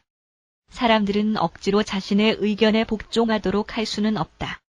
하지만 진심에서 우러나오는 친절한 태도로 이야기하면 상대의 마음을 변화시킬 수도 있다. 100여 년 전 링컨은 이런 말을 남겼다. 1갤런의 쓸개즙보다는 한 방울의 꿀로 더 많은 파리를 잡을 수 있다. 는 속담은 어느 시대에나 통용된다. 이것은 사람에게도 마찬가지이다. 만약 상대방으로 하여금 나의 의견에 동조하도록 만들고 싶다면 먼저 자신이 그 사람의 편이라는 사실을 알려주어야 한다. 이것이 곧 사람의 마음을 사로잡는 한 방울의 꿀이며 상대의 이성에 호소하는 최선의 방법이다. 경영자들 중에는 파업자 측과 우호적인 관계를 맺는 것이 경영의 이익이 된다는 점을 일찌감치 깨달은 사람들도 있다. 어느 날 화이트 모터 회사의 2,500여 명이나 되는 종업원들이 임금 인상과 유니언샵 노동협약에 따라 고용인은 모두 노동조합에 가입하고 고용주는 비조합원이 된 사람을 탈퇴 및 제명으로 해고토록 의무화한 제도의 채용을 요구하며 파업을 일으켰다. 그러나 사장인 로버트 F. 블랙은 종업원들에 대해 나쁜 감정을 보이지 않았고 오히려 그들이 평화적인 태도로 파업에 들어갔음을 신문지상에서 칭찬하였다. 게다가 피켓을 들고 시위하는 사람들이 지쳐있는 것을 보고는 야구 글러브와 방망이를 사들여 쉬어가면서 하도록 권하였고 볼링을 좋아하는 사람을 위해 볼링장을 임대해주기도 하였다. 사장의 이러한 태도는 긍정적인 효과를 이끌어냈다. 즉, 우정이 우정을 낳았던 것이다. 종업원들은 파업을 지속하면서도 더러워진 공장 주변을 깨끗이 청소하였다. 그야말로 깨끗한 파업이었던 것이다. 이것은 날카로운 대립과 논쟁으로 물들었던 미국의 오랜 노동쟁의 사상 일찍이 없던 광경이었다. 결국 이 파업은 일주일도 채 못 되어 타결되었고 쌍방 모두에게 아무런 상처도 나쁜 감정도 남기지 않고 끝나버렸다. 다니엘 웹스터는 뛰어난 웅변술과 당당한 풍채를 소유한 사람으로서 탁월한 변호사였다. 그는 아무리 격렬한 토론을 벌일 때일지라도 온건한 태도를 유지하였고 결코 고압적인 어조를 사용하지 않았다. 또한 자신의 의견을 남에게 강요하지 않았고 조용히 성실한 태도로 임했다. 바로 이것이 그를 성공으로 이끈 핵심 요소였던 것이다. 엔지니어인 O.L. 스트로브는 방세를 깎아보려고 고심하고 있었다. 왜냐하면 집주인이 인색하기로 소문난 구두쇠였기 때문이다. 다음은 그가 들려준 내용이다. 나는 계약 기간이 만료되는 대로 즉시 아파트를 비우겠다고 집주인에게 통보하였다. 솔직히 집세를 내려준다면 그대로 있고 싶었지만 다른 세입자들 중 집세 인하에 성공한 사람이 아무도 없었고 모두들 집주인이 너무 완고해서 다루기가 힘들다고 평가하였다. 어쨌든 나는 내가 배운 사람 다루는 법을 집주인에게 적용해 볼 생각이었다. 나의 통고를 받은 집주인은 비서를 데리고 나타났다. 나는 쾌활하게 웃는 낯으로 그를 맞아들였고 진심으로 호의를 보였다. 우선 나는 아파트가 대단히 마음에 든다고 하면서 아낌없는 칭찬을 보냈고 건물 관리도 마음에 들어 한 1년쯤 더 살고 싶은데 형편이 허락지 않아 유감이라는 말을 하였다. 물론 집세가 비싸다는 내색은 조금도 비치지 않았다. 집주인은 세든 사람들로부터 이러한 환대를 한 번도 받아본 적이 없었던 듯 전혀 예기치 못한 태도를 보였다. 그는 그동안 자신이 세입자로 인해 겪었던 고통에 대해 하나씩 털어놓기 시작했다. 늘 불평만 늘어놓는 어떤 세입자는 14통의 항의 편지를 보낸 적도 있으며 함부로 모욕적인 언사를 퍼붓는 사람, 위층에 코 고는 소리를 집주인이 책임지고 막아주지 않으면 계약을 파기하겠다고 위협하는 사람도 있다고 했다. 그러더니 당신처럼 이쪽 사정을 잘 알아주는 분만 있다면 얼마나 좋겠습니까? 라고 하면서 집주인 쪽에서 먼저 집세를 내려주겠다고 하였다. 하지만 나는 내가 정해놓았던 금액이 있었기 때문에 내가 낼 수 있는 액수를 분명히 이야기하였고 집주인은 두말어이 내 조건을 승낙하였다. 게다가 그는 내 방의 장식을 바꿔주고 싶은데 원하는 스타일이 있느냐고 친절히 물어보고 나서 돌아갔다.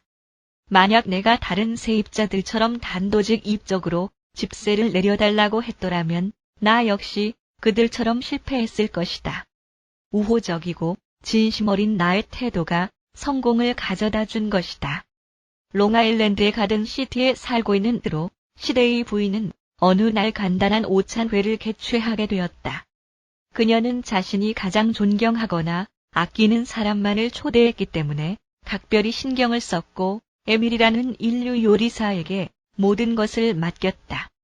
그런데 그만 에밀이 사고를 내고 말았다. 이미 사람을 초대해 놓았기 때문에 준비에 들어가야 하는데도 불구하고 그는 연락도 없이 나타나지 않았고 심부름꾼 한 사람만 보냈던 것이다. 하지만 그는 일이 너무 서툴러서 전혀 도움이 되지 않았다. 그 당시의 상황에 대해 그녀는 이렇게 말하고 있다. 나는 어디 두고 보자. 매일을 만나기만 하면 가만두지 않을 테다라고 속으로 이를 갈았습니다. 그리고 오찬회가 있던 그 다음 날 인간관계에 대한 강좌에 참석하게 되었습니다. 강좌를 들으면서 나는 에밀에게 일방적으로 꾸지람을 하는 것이 부질없는 것임을 깨닫게 되었습니다. 그래서 나는 그를 책망하는 대신에 조용히 대화를 나눠보기로 했습니다. 그 다음 날 에밀을 만났더니 나를 경계하는 표정이 역력하고 잔뜩 찌푸리고 있었습니다. 에밀, 당신은 내 파티를 위해 반드시 필요한 사람이에요. 당신은 인류 요리사가 아닙니까? 물론 재료를 구입하는 것은 당신 책임이 아니니까 지난번의 일은 어쩔 수 없지만. 그러자 잔뜩 찌푸렸던 그의 표정이 금방 환해졌습니다. 에밀, 실은 다시 한 번 파티를 열어야 하는데 아무래도 당신이 좀 도와주어야겠어요. 좋습니다. 나는 그 다음 주에 또 오찬회를 열었습니다. 그리고 메뉴는 에밀과 상의하여 만들었고 최대한으로 에밀의 의견을 존중하였습니다. 만찬 시간이 다 되어 파티장으로 들어가 보니 테이블은 아름다운 장미로 장식되어 있었고 에밀은 빈틈없이 손님 접대를 해주었습니다. 파티가 끝나자 손님 중에 한 분이 이렇게 빈틈없는 서비스는 처음입니다. 라고 나에게 귀뜸을 하더군요. 내가 만약 에밀에게 대놓고 꾸지람을 했다면 절대로 그런 소리는 들을 수는 없었겠죠? 뉴햄프셔주 리틀톤에 살고 있는 제랄드 H. 위는 우호적인 방법을 사용하여 손해에 대한 클레임 제기를 원만하게 해결하였다. 어느 이른 봄날 겨우내 꽁꽁 얼었던 땅이 채 녹기도 전에 때 아닌 폭우가 쏟아져 우리가 새로 지은 집으로 빗물이 흘러들어왔다. 그리고 더 이상 물이 빠질 수 없는 상황이 되자 물은 지하실 바닥으로 스며들었고 벽난로의 온수 히터가 고장나 버렸다. 이만저만한 손해가 아니었는데 설상가상으로 사고에 대비한 보험을 미리 들어두지 못한 상태였다. 하지만 나는 건설업자가 이러한 사고를 방지하기 위한 배수관을 집 주위에 설치하지 않았다는 것을 발견하였다. 그리하여 건설업자와 만나기로 약속을 하고 그의 사무실로 달려가는 동안 나는 화를 내보아야 아무런 이득이 없을 것이라는 생각을 하며 앞으로의 상황을 어떻게 전개해야 할지 심사숙고하였다. 사무실에 도착한 후 나는 마음을 가라앉히고 그가 최근에 홍수로 물난리를 겪었던 지역으로 휴가를 갔다 왔다는 사실을 알아내고는 그 상황에 대해 물어보았다. 그가 그 이야기를 하면서 진저리를 내가 그 순간을 놓치지 않고 물로 인해 빚어진 나의 손해에 대해 설명하였다. 그러자 그 건설업자는 즉석에서 문제 해결을 위한 약속을 하였다. 그리고 며칠 후 그는 전화를 걸어와 복구 공사를 전적으로 자신이 해주겠으며 다시는 재발하지 않도록 배수관 설비를 해주겠다고 하였다. 물론 책임이야 상대에게 있었지만 내가 우호적으로 접근하지 않았다면 그가 적극적으로 나서서 책임을 지는 데에는 훨씬 더 큰 어려움이 따랐을 것이다. 미리주 주의 작은 시골 학교요 다니던 시작, 나는 태양과 북풍이 서로 힘을 겨루는 이솝어화를 읽었다. 먼저 북풍이 자신의 힘을 과시하기 위해 이렇게 소리를 질렀다. 당연히 내가 강하지. 저기 코트를 입고 가는 노인이 보이지? 내가 너보다 먼저 저 노인의 코트를 벗길 테니 두고 보라고. 태양은 구름 뒤에 숨었고 북풍은 기세 좋게 몰아쳤다. 하지만 북풍이 거세면 거셀수록 노인은 코트 자락을 더욱 세게 움켜쥐고 걸어갔다. 마침내 북풍이 기진맥진해버렸다. 그러자 태양이 구름 사이에서 얼굴을 내밀고 노인에게 다정한 미소를 보냈다. 그러자 금방 노인의 이마에서는 땀이 흘러내렸고 노인은 땀을 닦으며 코트를 벗었다. 이렇게 내가 이솝어화를 읽고 있을 무렵 멀리 떨어져 있는 보스턴에서 비에 의해 이 우화가 옳다는 것이 입증되었다. 그로부터 20년 후 비는 나의 강좌에 참가하여 당시의 상황을 이야기해 주었다. 그 당시 보스턴에서는 신문에 이상한 광고가 연일 게재되고 있었다. 그것은 돌팔이 의사들이 광고란을 이용해 환자에게 공포심을 조장하고 엉터리 치료를 하여 이익을 챙기려는 수단이었던 것이다. 그로 인해 다수의 선량한 소비자들이 피해를 입었지만 처벌을 받은 의사는 거의 없었다. 대부분 약간의 벌금을 물거나 아니면 정치적인 압력을 행사하여 사건을 무마시키고 말았던 것이다. 그러지 이 처사를 보고 있던 보스턴의 각종 민간단체, 실업가, 교회, 여성단체, 청년단체 등은 일제히 들고 일어나 신문을 비난하고 광고 게재를 중지하라고 주장했지만 아무런 효과가 없었다. 또한 이러한 신문 광고를 둘러싸고 주의회에서는 치열한 논쟁이 벌어졌지만 결국 금력에 의한 매수와 정치적인 압력으로 흐지부지되고 말았다. 당시 비는 보스턴시 그리스도교 연합회 회장이었는데 온갖 노력을 다 기울였지만 결과는 마찬가지였다. 마치 계란으로 바위를 치는 격이었던 것이다. 어느 날 비는 아무도 생각하지 못했던 새로운 방법을 생각해냈다. 그것은 친절과 동정, 감사의 마음으로 설득을 하여 신문 발행자들이 스스로 광고를 중지하도록 하는 심리전을 펴는 것이었다. 그는 보스턴 헤럴드지 사장에게 진심으로 신문을 찬양하는 글을 써서 보냈다. 즉, 자기는 평소부터 그 신문의 애독자인데 뉴스는 매우 깔끔하고 선동적인 냄새가 나지 않으며 사설도 뛰어나다고 하였다. 또한 온 가족이 함께 읽을 수 있는 모범적인 신문이라고 칭찬했다. 그리고는 다음과 같은 글을 덧붙였다. 어느 날 제 친구의 딸이 귀사의 낙태 광고를 보고 그 광고에 나오는 말의 의미를 물어보았는데 순간적으로 당황한 그 친구는 대답할 말을 찾지 못했다고 합니다. 귀사의 신문은 보스턴의 상류사회에서 읽혀지고 있습니다. 그러므로 이런 사태가 각 가정에서 발생하지 않는다는 보장은 할 수 없습니다. 귀하에게 딸이 있다면 그런 신문을 보게 하시겠습니까? 만약 딸이 그런 질문을 한다면 당신은 어떻게 대답하겠습니까? 귀사의 신문의 부모로서 자식에게 읽히고 싶지 않은 곳이 있다는 것은 참으로 유감스러운 일입니다. 귀사의 신문을 애독하는 수천 명의 사람들도 분명히 나와 같은 생각을 갖고 있을 것입니다. 이틀 후 보스턴 헤럴드 지 사장으로부터 답장이 왔다. 비는 그 답장을 20년간이나 보관하고 있다가 나에게 보여주었다. 친애하는 비씨, 친절하신 편지 잘 받아보았습니다. 제가 부임한 이래 이 문제 때문에 계속 고민을 하고 있었는데 이제야 결단을 내리게 되었습니다. 그것은 오직 귀하의 편지 덕분이라 생각합니다. 오는 월요일 이후부터 우리 신문의 이상한 광고는 일체 나오지 않도록 조치하겠습니다. 또한 부득이 게재할 수밖에 없는 의료 광고는 독자들에게 폐를 끼치지 않도록 주의하겠습니다. 다시 한 번 감사드립니다. 이솝은 크로에수스 왕궁에서 일하던 노예였는데 그는 예수가 태어나기 600년 전에 불후의 명작인 이솝어화를 썼고 그 교훈은 그 옛날과 마찬가지로 지금도 진리로 받아들여지고 있다. 태양은 북풍보다 더 빨리 노인의 코트를 벗길 수 있다. 이처럼 친절과 감사, 우호적인 감정은 세상의 어떤 노여움보다 쉽게 사람의 마음을 움직일 수 있는 것이다. 1갤런의 쓸개즙보다 한 방울의 꿀이 더 많은 파리를 잡을 수 있다는 링컨의 말을 깊이 새겨두기 바란다. 원칙 4. 우호적인 태도로 말을 시작하라. 5. 긍정적인 대답을 이끌어내는 질문. 사람들과 대화를 나눌 때 처음부터 의견이 충돌하는 문제를 끄집어내서는 안 된다. 우선 의견이 일치하는 문제부터 시작하여 그것을 지속적으로 강조하면서 이야기를 진행시켜 나가야 한다. 즉, 서로가 동일한 목적을 향해 노력한다는 것을 상대에게 이해시키고 다만 그 방법에 대한 차이가 있을 뿐이라는 점을 강조해야 하는 것이다.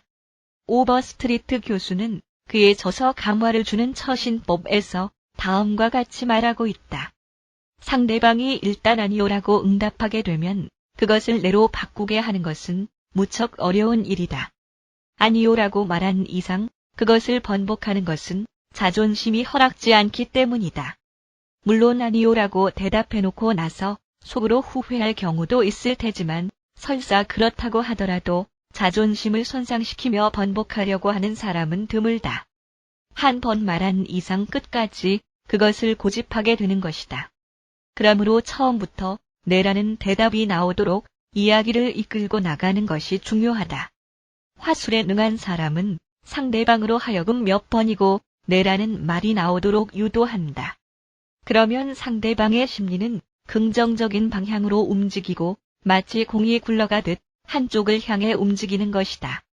그렇기 때문에 그것을 반대 방향으로 돌려놓기 위해서는 상당한 힘이 요구될 수밖에 없다. 인간의 심리적인 패턴은 일정한 특성을 지니고 있다. 우리가 진심으로 아니오라고 할 경우에는 그 말이 입 밖으로 나옴과 동시에 우리 몸의 각종 분비선, 신경, 근육 등의 전 조직이 일제히 거부태세로 굳어지고 만다. 이에 따라 약간 뒷걸음질 치거나 도망갈 태세를 갖추게 되는 것이다. 반면 내라고 할 경우에는 이러한 현상이 전혀 일어나지 않는다. 신체의 전 조직이 스스로 무엇을 받아들이려는 태세를 갖추는 것이다. 따라서 처음에 내라는 말을 많이 유도하면 유도할수록 상대방을 자신의 생각대로 이끌 수 있다. 타인에게서 내라는 대답을 이끌어내는 기술은 지극히 간단하다. 그런데도 이 기술은 별로 이용되지 않고 있다. 게다가 처음부터 상대방의 의견에 반대를 해야만 자기의 중요성을 인정받게 된다고 생각하는 사람도 많은 편이다. 또한 급진적인 사람과 보수적인 사람이 대화를 나누게 되면 금방 서로에게 화를 내게 된다. 그것이 무슨 의미가 있는가? 이것이 일종의 자기 만족을 위한 것이라면 그것만으로 그만이겠지만 어떤 성과를 얻고자 한다면 인간 심리에 대해 기초도 모르는 것이라 할 수 있다. 학생은 물론이고 고객, 자녀, 남편 혹은 아내로 하여금 처음에 아니오라고 말하도록 하면 그것을 내로 바꾸게 하는데 엄청난 지혜와 인내가 필요하다. 뉴욕 그리니치 은행의 출납계 직원인 제임스 에버스는 내라는 말을 이끌어내는 기술을 이용하여 하마터면 놓칠 뻔한 고객을 잡아둘 수 있었다. 그는 자기가 겪은 일을 이렇게 털어놓고 있다. 어떤 고객이 예금 구좌를 개설하기 위해 우리 은행에 찾아왔다. 나는 용지에 필요한 사항을 기록하기 위해 몇 가지 질문을 하였는데 그 고객은 대부분 묻는 즉시 대답을 해주었지만 어떤 질문에는 못 들은 척하며 대답하지 않았다. 내가 만약 인간관계에 대한 강좌를 듣지 않았다면 이런 경우 구좌를 개설해 줄 수 없다고 딱 잘라 말해버렸을 것이다. 부끄러운 이야기지만 나는 그때까지 그렇게 일을 처리해왔던 것이다. 원리 원칙대로 행동하여 상대방을 골탕 먹이는 것은 간혹 쾌감을 느끼게 해준다. 나는 은행의 규칙을 방패로 삼아 나의 우위를 상대방에게 뽐내려 했던 것이다. 그러나 이러한 태도는 필요에 의해 일부러 은행을 찾아온 고객에게 절대로 호감을 줄 수 없다. 나는 고객의 입장에 서서 일을 진행하기로 마음먹었다.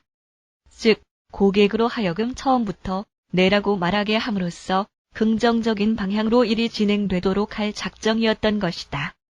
그래서 나는 고객에게 마음에 들지 않는 질문에는 구태여 대답할 필요가 없다고 말해주었다. 그리고 이렇게 덧붙였다.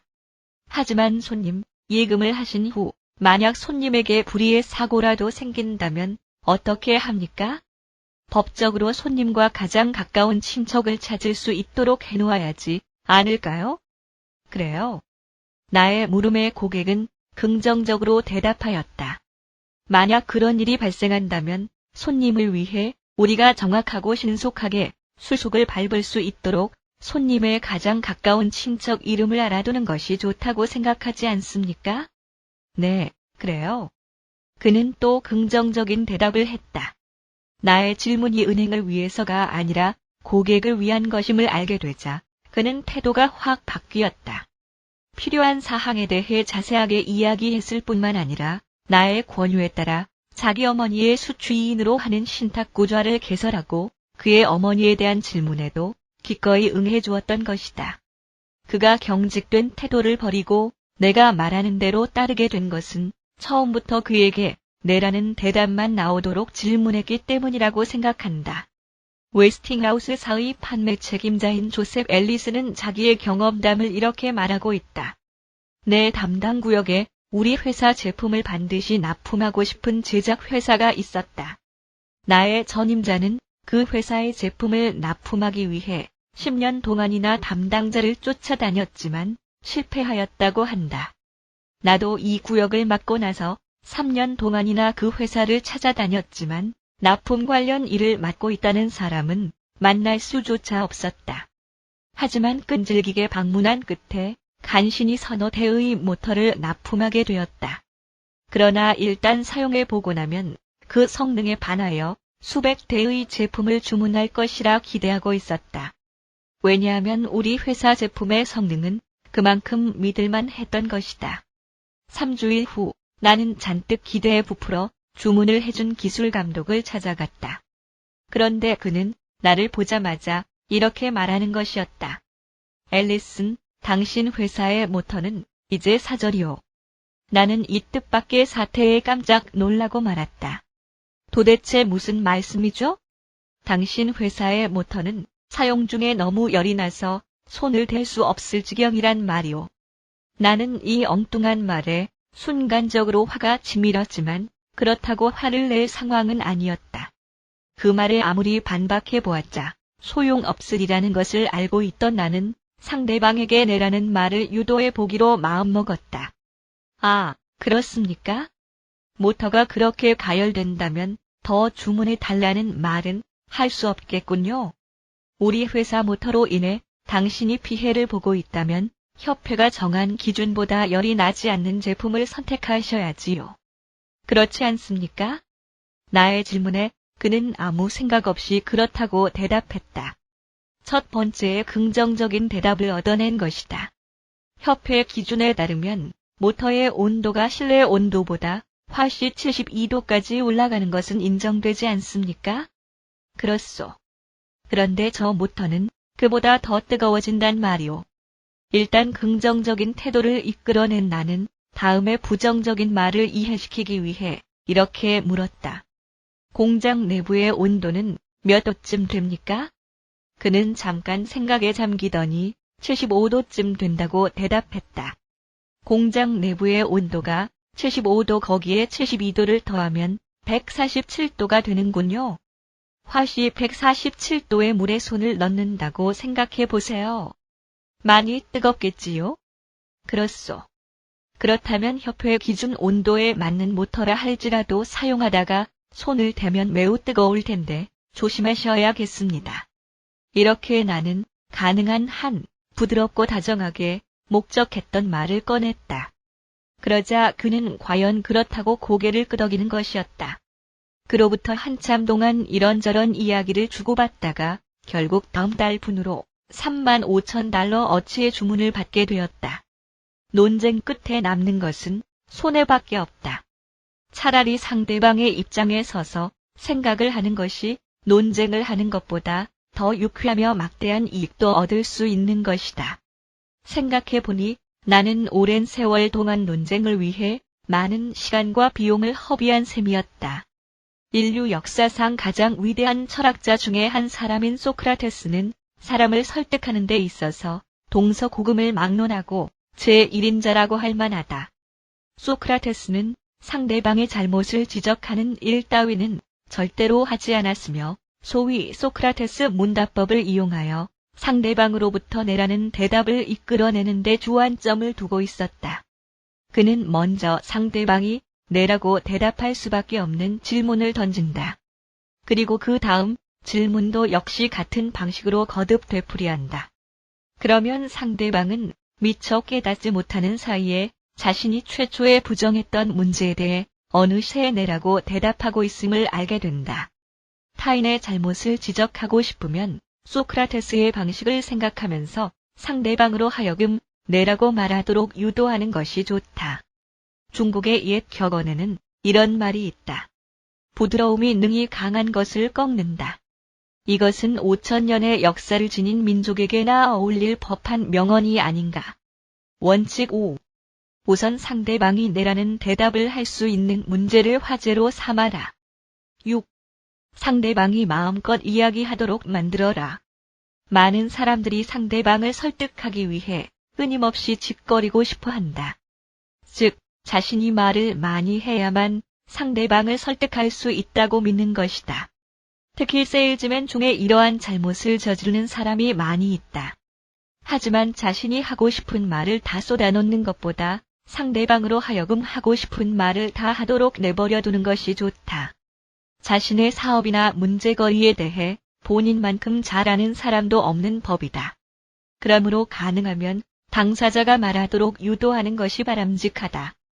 상대방이 이야기를 하는 도중에 자신의 의견과 차이가 있을 때는 도중에 끼어들고 싶은 마음이 생길 수도 있지만 절대로 상대방의 말을 가로막아서는 안 된다. 아직 할 말이 남아있는 상대방은 말이 끊기는 것에 대해 불쾌감을 느낄 뿐만 아니라 당신의 말에 그다지 관심을 기울이지 않을 것이기 때문이다. 그러니 마음을 열고 참을성 있게 타인의 말을 끝까지 들어주도록 하라. 그리고 그 사람이 마음껏 자신의 의견을 이야기할 수 있도록 기분을 맞춰주어라. 이 방법을 세일즈에 이용하면 어떠할까? 수년 전 미국 굴지의 어느 자동차 회사가 그들이 1년간 소비할 차내 시트용 직물 구입처를 물색하고 있었다. 그러자 세 군데 회사에서 견본을 제출하였고 자동차 회사의 중역들은 그 견본을 세밀히 검토한 후 최종 설명을 듣고 나서 계약 여부를 결정할 것이니 지정된 날짜와 장소에 나와 달라고 각 회사에 알려주었다.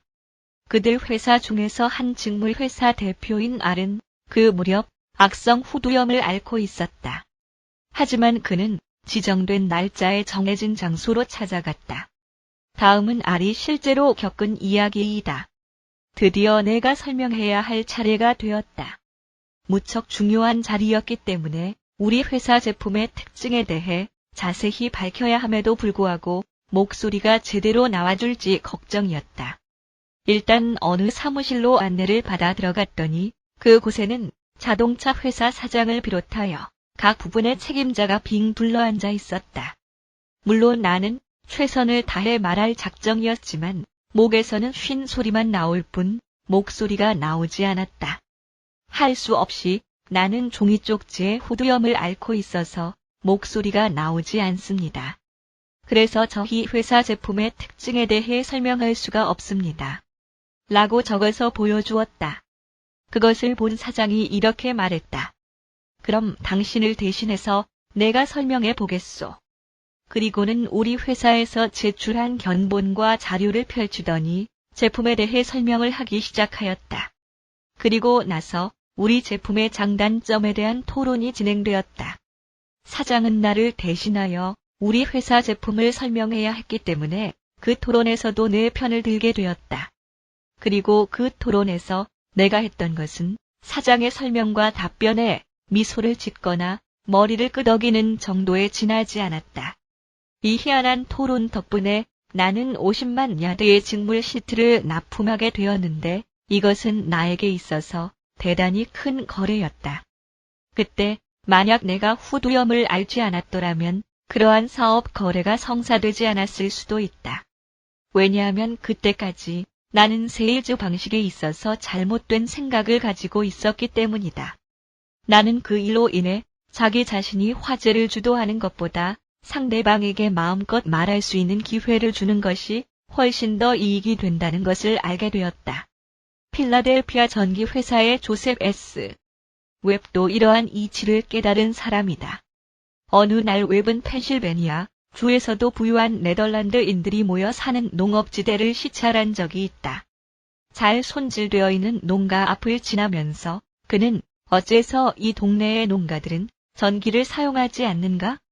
라고 그 지역 담당자에게 물어보았다. 인색한 구두쇠들이 많아서 그런지 몇 번이나 권유를 했지만 말이 통하지 않습니다. 게다가 회사의 반감마저 갖고 있는 듯합니다. 웹은 직접 부딪혀 볼 생각으로 그중 한 농가를 찾아갔다. 그랬더니 문이 비스듬히 열리고 어느 노부인이 얼굴을 내밀었다. 웹은 자신의 경험을 이렇게 말하고 있다. 그 노부인은 우리가 전기회사 사람인 것을 알자 곧 문을 닫아버렸다. 몇 번이나 노크를 한 끝에 겨우 문이 다시 열렸지만 이번에는 험악한 기세로 욕을 퍼부었다. 소란을 피워 죄송합니다. 하지만 저는 전기 문제로 온 것이 아니라 달걀을 좀 사갈 수 없나 해서 찾아온 것입니다. 그러자 그 노부인은 미심쩍은 얼굴로 나를 쳐다보며 문을 좀 더 열어주었다. 되게 닭은 도미니크 종인 것 같군요. 참 훌륭합니다. 달걀을 한 꾸러미 정도 팔 수 있겠습니까? 그 노부인은 문을 더 열더니 이렇게 물었다. 아니, 어떻게 도미니크 종이라는 걸 아셨나요? 저도 닭을 치고 있습니다만 이렇게 훌륭한 닭은 본 적이 없습니다. 닭을 키운다면서 왜 달걀을 사가려고 하지요? 그녀는 아직도 뭔가 석연치 않은 듯 의심의 눈초리를 거둬가지 못했다. 우리 닭은 레그온 종이기 때문에 흰 달걀밖에 낳지 못합니다. 부인께서 직접 요리를 하실 테니 잘 아시겠지만 과자를 만드는 데는 흰 달걀보다 노란 달걀이 더 좋잖아요. 게다가 우리 집사람은 과자 굽는 것을 매우 좋아하거든요. 그렇게 이야기를 주고받는 동안 그녀의 마음이 점점 누그러지면서 문이 활짝 열렸고 강아지까지 달려나왔다. 나는 주위를 주의 깊게 둘러보다가 노부인의 농장에 낙농 설비가 갖춰져 있다는 것을 알게 되었다. 키우는 재미는 젖소보다 닭이 낫다고 생각합니다만 어떻습니까? 내 말이 그녀의 기분을 흡족하게 만들었는지 그녀는 우리를 닭장으로 안내하였다. 그곳을 돌아보는 동안 나는 그녀가 손수 만들었다고 생각되는 여러 가지 장치를 발견하고 진심으로 칭찬을 하였다. 그리고 사료는 어떤 것이 좋고 온도는 몇 도가 적당하다는 등의 이야기를 주고받았다. 그렇게 이야기를 주고받다가 문득 생각난 듯이 그녀는 닭장에 전등을 켜주어 좋은 실적을 올리는 농가가 있다는 소리를 들었는데 그것이 정말로 효과가 있는지 솔직하게 이야기해 달라고 하였다. 그로부터 2주일 후 그 노부인의 닭들은 밝은 전등불 아래서 모이를 쪼아 먹었으며 그녀는 이전보다 더 맑은 달걀을 얻게 되었다. 내 경험 중에서 가장 중요한 것은 내가 그 노부인에게 말을 하도록 유도하지 않았으면 나는 주문을 받지 못했을 것이라는 사실이다. 어떤 제품이든 소비자에게 강제로 팔려 하지 말고 사도록 마음을 돌리는 것이 성공 요령이다. 최근 뉴욕 헤럴드 트리뷴지의 경제난에 능력이 뛰어난 경험자를 구한다는 광고를 보고 찰스 T. 큐벨리스라는 사람이 응모를 하였다. 며칠 후 면접 통지서를 받아든 그는 월가를 돌아다니며 광고를 낸 설립자에 대해 가능한 한 다양한 정보를 알아두었다. 그리고 면접이 진행되는 도중 그는 사장에게 이렇게 물었다. 저는 이렇게 훌륭한 회사에서 일하기를 간절히 원하고 있습니다. 제가 듣기로 사장님께서는 28년 전에 거의 무일푼으로 이 회사를 시작하셨다는데 그것이 사실입니까? 성공한 사람들의 공통적인 특징은 자신의 고생담에 대해 다른 사람에게 말하기를 좋아한다는 것이다. 이 사장도 예외는 아니었다. 그는 겨우 $450를 들고 아이디어 하나만으로 사업을 시작했을 당시의 고충에 대해 늘어놓기 시작했다. 쉬는 날도 없이 열심히 일해 오늘날의 지위를 쌓아 올렸으며 지금은 월가의 저명 인사들이 오히려 자신에게 자문을 구하러 온다고 자랑도 하였다.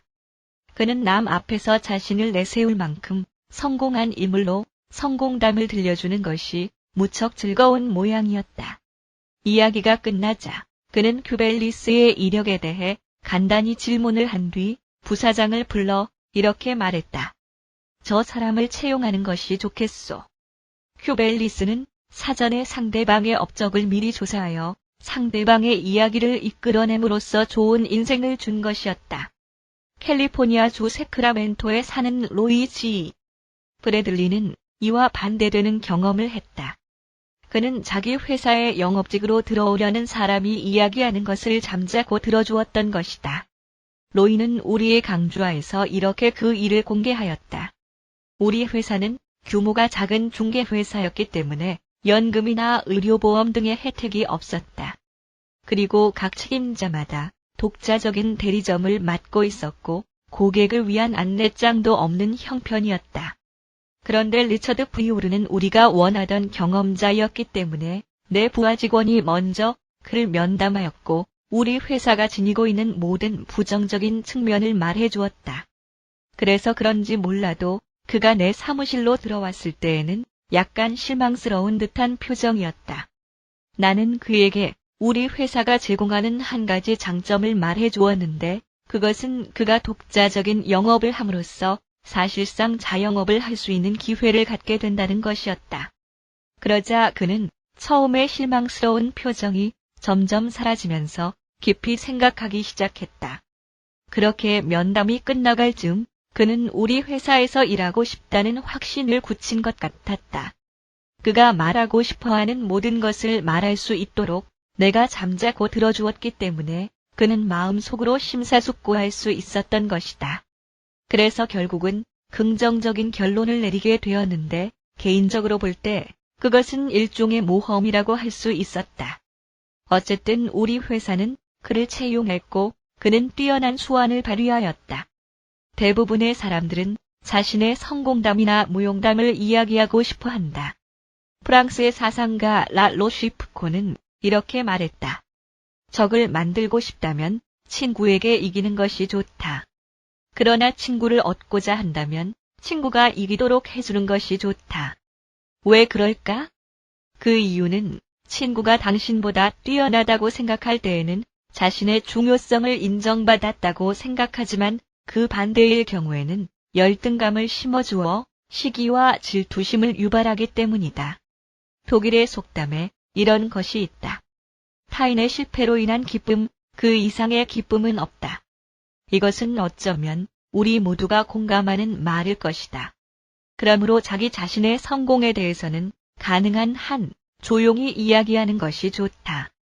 뛰어난 작가인 아빈 컵은 이 요령을 잘 알고 있었다. 그래서 누군가 당신은 인류 작가라는 평가를 받고 있습니다만 당신 자신은 어떻게 생각하십니까? 라고 질문하면 그저 운이 좋았을 뿐이죠 라고 대답하였다. 사람들이 자랑 삼아 드러내놓는 것은 실상 그리 대단한 것이 못 된다. 아무리 성공했다고 자부하는 사람도 100년도 못 되어 죽거나 세상에서 잊혀지고 마는 것이다. 그만큼 인생은 짧은 것이다. 그러므로 부질없는 자랑거리를 늘어놓을 여유가 없다. 그런 것은 타인이 이야기하도록 내버려 두면 된다. 겸손하도록 하라. 우리 몸의 갑상선에는 아주 소량의 요오드가 들어있다. 그리고 그 정도의 요오드는 단돈 5센트면 구입할 수 있는 양이다. 하지만 갑상선에서 그 요오드를 제거하고 나면 인간은 백치가 되어버린다. 불과 5센트 어치의 요오드가 우리를 정신병원으로 가지 않도록 해주고 있는 것이다. 더욱더 겸손하도록 하라. 원칙 6. 상대방으로 하여금 마음껏 이야기하게 하라. 7. 스스로 결론을 내리도록 유도하라. 사람들은 타인으로부터 강요된 생각보다는 자기 스스로 고안해낸 생각을 더욱더 중요하게 여긴다. 그러므로 자신의 의견을 타인에게 강요하려는 것은 처음부터 잘못된 것이라고 할 수 있다. 그것보다는 힌트를 주거나 부분적인 제안을 하고 결론은 상대방 스스로 내리도록 하는 것이 훨씬 더 현명한 처사이다. 필라델피아에 살고 있는 아돌프 셀츠는 어느 자동차 회사의 판매 영업소장으로 있었는데 판매 부진으로 부하 직원들의 사기가 떨어지고 의욕마저 가라앉는 것을 보고 그들을 격려해야겠다는 생각을 하였다. 어느 날 그는 직원들과 함께 판매 회의를 여는 자리에서 각자가 바라는 것을 솔직하게 털어놓자고 제안하였다. 그리고 세일즈맨들의 요구사항을 하나하나 칠판에 적은 다음 이렇게 말했다. 여러분의 요구사항을 모두 들어주겠습니다. 그 대신 나도 여러분에게 요구사항이 있습니다. 나의 요구를 여러분이 어떻게 충족시켜 줄 것인지 말씀해 주십시오. 셀치의 말에 세일즈맨들은 즉석에서 여러 가지 사항들을 이야기했다. 그들은 성실, 정직, 적극성, 낙관주의, 협동, 8시간의 충실한 근무 등 다양한 의견을 내놓았고 그 중에는 하루 14시간 근무를 약속하는 사람도 있었다. 판매 회의는 성공적으로 끝이 났고 새로운 의욕에 가득 차 있는 세일즈맨 덕분에 셀치의 영업소 판매 실적은 놀랄 만큼 향상되었다. 이러한 결과에 대해 셀츠는 이렇게 말하고 있다. 나는 세일즈맨들과 쌍방의 요구사항을 들어주기로 신사협정을 맺었습니다. 그러므로 이쪽에서 약속을 성실히 이행하는 한 그들 역시 충실하게 자신의 약속을 지키려 노력하는 것은 당연하겠지요. 그들의 요구사항을 들어줌으로써 영업실적이 향상된 것입니다.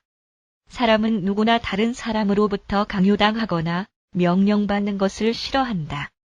똑같은 일을 처리하더라도 스스로 알아서 하는 것과 명령을 받아서 하는 것에는 엄청난 차이가 있는 것이다. 반면 스스로 행동한다든지 자신의 의견이 개입된 일을 처리하는 것은 무척 좋아한다.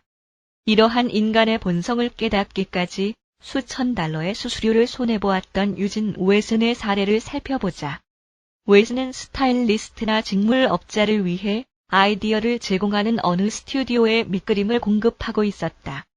그는 이 일을 하면서 수년 동안 인류 스타일리스트 한 명을 매주 한 번씩 방문하였는데 그 사람에 대해 웨슨은 이렇게 말한다. 그는 언제나 나를 만나주기는 했지만 내 그림을 산 적은 한 번도 없었습니다. 내가 밑그림을 가져갈 때마다 그는 늘 별로 마음에 들지 않는군요라고 했지요. 무려 150번의 실패를 거듭하고 나서야 웨슨은 뭔가 방법을 바꿔야겠다는 생각을 하게 되었다. 결국 그는 사람 다루는 법에 관한 강좌에 참가하여 사람의 행동에 영향을 줄 수 있는 방법을 연구하였고 감동을 불어넣어주는 요령을 습득하기로 마음 먹었다. 그리고 어느 정도 자신감이 생기자 미완성 그림 몇 장을 들고 문제의 디자이너에게 달려갔다. 안녕하십니까? 실은 부탁이 있어서 찾아왔는데요. 무슨 일이죠? 아직 완성되지 않은 밑그림 몇 점을 가지고 왔는데 이것을 당신의 필요에 맞게 완성하려면 어떻게 해야 하는지 묻고 싶어서요. 그러자 그 디자이너는 그가 내민 미완성의 밑그림들을 말없이 바라보다가 이렇게 말했다. 3일 정도 생각해 볼 테니 다시 한 번 들러주십시오. 3일 후 웨슨은 다시 그 디자이너를 찾아가 의견을 들은 다음 밑그림을 완성했고 디자이너는 그의 밑그림을 모두 구입하였다. 그런 일이 있고 나서 그 디자이너는 자신의 의견에 맞도록 그린 밑그림을 대량으로 주문하였다. 웨슨은 자신이 겪었던 일에 대해 이렇게 이야기한다. 나는 그토록 오랜 기간 동안 그 고객에게 한 점도 팔지 못한 이유를 알게 되었습니다. 타인에게 나의 생각을 무조건 강요했기 때문이지요. 하지만 이제는 정반대의 방법을 쓰고 있습니다. 상대방으로 하여금 자신의 의견을 제시하도록 만드는 것이지요. 결국 나는 상대방에게 내 밑그림을 사달라고 하는 방식에서 벗어나 그 사람으로 하여금 내 밑그림을 사도록 만든 것입니다. 롱아일랜드에서 중고차 위탁 판매업을 하는 어느 판매업자는 이러한 방법을 사용하여 까다로운 스코틀랜드 출신 부부에게 중고 자동차를 팔았다.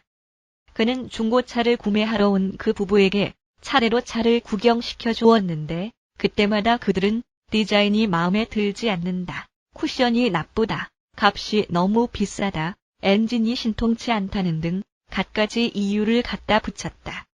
특히 그들은 어느 차든 간에 값이 비싸다고 트집을 잡았다. 마침 이 중고차 판매업자는 카네기 연구소 강좌를 수강하고 있었는데 이 문제를 강좌에서 공개하여 사람들의 의견을 물어보았다.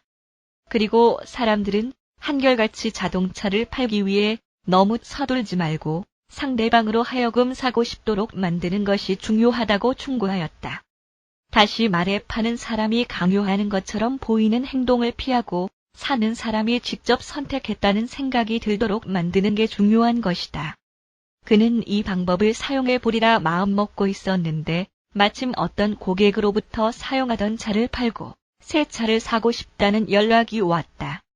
그는 이 중고차가 틀림없이 그 부부의 마음에 들 것이라 생각하고 즉각 전화를 걸어 부탁드릴 일이 있으니 와달라고 요청했다. 그리고 그들이 찾아왔을 때 그는 곤란한 알이라도 있는 듯한 표정을 지으며 이렇게 말했다. 지난번에 보니 자동차를 고르는 당신들의 안목이 장사꾼보다 더 높으시더군요. 그래서 부탁을 드리는 겁니다만 어떤 고객이 차를 맡겼는데 차를 한 번 살펴보시고 적당한 값을 매겨주시지 않겠습니까? 자신의 능력을 인정받은 스코틀랜드인은 기분이 썩 좋아 보였다. 그들은 차의 내부를 꼼꼼히 살펴보고 나서 차를 몰고 포리스트 힐까지 드라이브를 다녀온 다음 자신만만하게 말했다. $300 정도가 적당할 것 같습니다. 엔진의 성능도 좋고 저 정도라면 누구든 마음에 들어 할 것입니다. 그럼 선생님이 이 차를 구입하시지요. 아직 마음에 드는 차를 못 구하셨잖아요. $300에 말이요? 물론입니다. 그 $300는 그들이 매긴 가격이다. 그러니 어찌 흥정이 이루어지지 않겠는가? 어느 X선 장치 제조업자는 브루클린에 있는 가장 큰 병원에 그의 기계를 판매하기 위해 이러한 심리를 응용하였다. 그 병원은 마침 건물을 증축하고 있었는데 그곳에 미국에서 제일 가는 X선과를 부설할 계획이었다. 그러자 이 계획을 알게 된 X선 장치 제조업자들이 몰려와 저마다 자사 제품에 대해 열띤 홍보를 하는 방법에 X선 담당자인 L 박사는 골머리를 앓고 있었다. 그런데 그 중에 다른 업자들과 비교가 안 될 만큼 사람 다루는 법을 잘 알고 있는 한 업자가 있었다. 그는 다음과 같은 내용의 편지를 L 박사에게 보냈다. 저희 회사에서는 최근 새로운 모델의 X선 설비를 완성했습니다. 지금 첫 번째 제품이 저희 사무실에 도착해 있는데 물론 이번 제품이 완벽한 것이라고 생각지는 않습니다. 따라서 우리는 앞으로도 지속적으로 연구를 거듭할 생각입니다. 그러니 박사님과 같은 전문가께서 왕림하셔 이 기계를 직접 보신 후 어떻게 하면 더 실용적으로 개선할 수 있을지에 대해 고견을 들려주신다면 다시 없는 영광으로 생각하겠습니다. 허락의 회답을 주시면 저희 차로 모시러 가겠습니다. 그 편지를 받은 일 박사는 그 당시의 느낌을 나에게 털어놓았다. 뜻밖의 편지를 받고 무척 기쁘기도 했지만 한편으로는 고맙기도 했어요. 그때까지 나의 충고를 기대하는 X선 장치 제조업자를 본 적이 없었거든요. 그래서 그 주 내내 약속이 있었음에도 불구하고 하나를 취소하고 그곳에 갔습니다. 그런데 그 기계는 볼수록 마음에 들더군요. 하지만 그 장치를 구입해 달라고 말하는 사람은 한 명도 없었습니다. 단지 그들은 그 장치를 보여주기만 한 것이고 나는 그 우수한 효능에 이끌려 계약을 하게 된 것입니다. 에드워드 M. 하우스 대령은 우드로 윌슨 대통령 재임 당시 국내 및 외교 문제에 대단한 영향력을 행사한 인물이었다. 윌슨 대통령은 비밀 문서나 건의서에 대한 토론 상대로 그의 강요보다 하우스 대령을 더 신뢰하고 있었던 것이다. 그렇다면 하우스 대령은 어떻게 하여 대통령의 신뢰를 얻어낼 수 있었을까? 다행스럽게도 하우스 대령은 아더 D. 하우덴 스미스에게 그 방법을 알려주었고 스미스는 세터데이 이브닝 포스트지의 한 투고에서 하우스의 말을 다음과 같이 인용하였다. 내가 대통령을 알게 된 후 그를 어떤 생각으로 유도하기 위해서는 그 생각을 자연스럽게 그의 마음속에 심어주어 그가 관심을 갖고 스스로 생각해낸 것처럼 만드는 것이 가장 효과적이라는 것을 알게 되었습니다. 다시 말해 그가 스스로 생각해낸 것처럼 꾸미는 것이다. 어느 날 나는 백악관을 방문하여 어떤 정책을 건의하였는데 그는 나의 의견에 반대하는 눈치였다. 그러나 며칠 후 저녁 식사 자리에서 내가 건의한 정책을 마치 자신의 것인 양 자랑스럽게 말씀하시는 것을 보고 깜짝 놀랐다. 그렇다고 하우스가 대통령의 말을 가로채 그것은 대통령의 생각이 아니라 본래 제 의견이었지 않습니까? 라고 말을 했을까? 물론 하우스는 절대로 그런 짓을 하지 않았다. 그는 명예에 대해서는 그다지 관심이 없었고 단지 실리를 추구했을 뿐이다. 그래서 윌슨으로 하여금 그 정책이 마치 대통령 자신이 창안한 것이라는 생각을 계속 갖고 있도록 내버려 두었다. 뿐만 아니라 그 정책은 대단한 지지를 받은 것이라고 말해 주었다. 우리가 접촉하는 사람들은 대부분 윌슨과 같다는 것을 명심하도록 하라. 그리고 하우스 대령이 했던 것처럼 당신도 한번 그 요령을 이용해 보도록 하라. 몇 해 전 뉴 브런즈윅에 사는 어떤 사람이 이 방법을 이용하여 나를 자신의 단골 고객으로 만들어 버렸다. 나는 그때 뉴 브런즈윅에 가서 낚시질을 겸하며 배놀이를 하려고 계획 중이었다. 그래서 여행사에 편지를 보내고 필요한 정보를 알려주기를 부탁하였다. 그랬더니 즉각 무수한 안내서와 팜플렛이 날아들었다. 나는 그 종류가 너무 많아서 어느 것을 선택해야 할지 고민에 빠져버리고 말았다. 그런데 한 캠프의 소유자가 기발한 아이디어로 나를 유혹하였다. 그는 그의 캠프에서 묵었던 몇몇 뉴욕 사람들의 이름과 전화번호를 알려주며 직접 그들에게 전화를 걸어 그들의 평가를 들어보라고 하였다. 그 리스트에는 내가 아는 사람도 들어있었다. 나는 즉시 그에게 전화를 걸어 물어보았고 그 캠프를 예약하였다. 다른 사람들은 애써 자신들의 서비스를 나에게 팔려고 했지만 그 캠프의 주인은 내 스스로 사게끔 만들었던 것이다. 5,500여 년 전 중국의 노자는 이렇게 말했다. 강과 바다가 수많은 산골짜기 물의 복종을 받는 이유는 그것이 항상 낮은 곳에 있기 때문이다. 그러므로 사람들보다 높은 곳에 있기를 원한다면 그들보다 아래에 있고 그들보다 앞서기를 원한다면 그들 뒤에 서도록 하라. 그러면 위에 있을지라도 사람들이 그 무게를 느끼지 못하고 앞에 있을지라도 사람들의 마음을 상하게 하지 않느니라. 원칙 7. 상대방으로 하여금 아이디어의 출처가 자신에게 있다고 느끼도록 만들어라.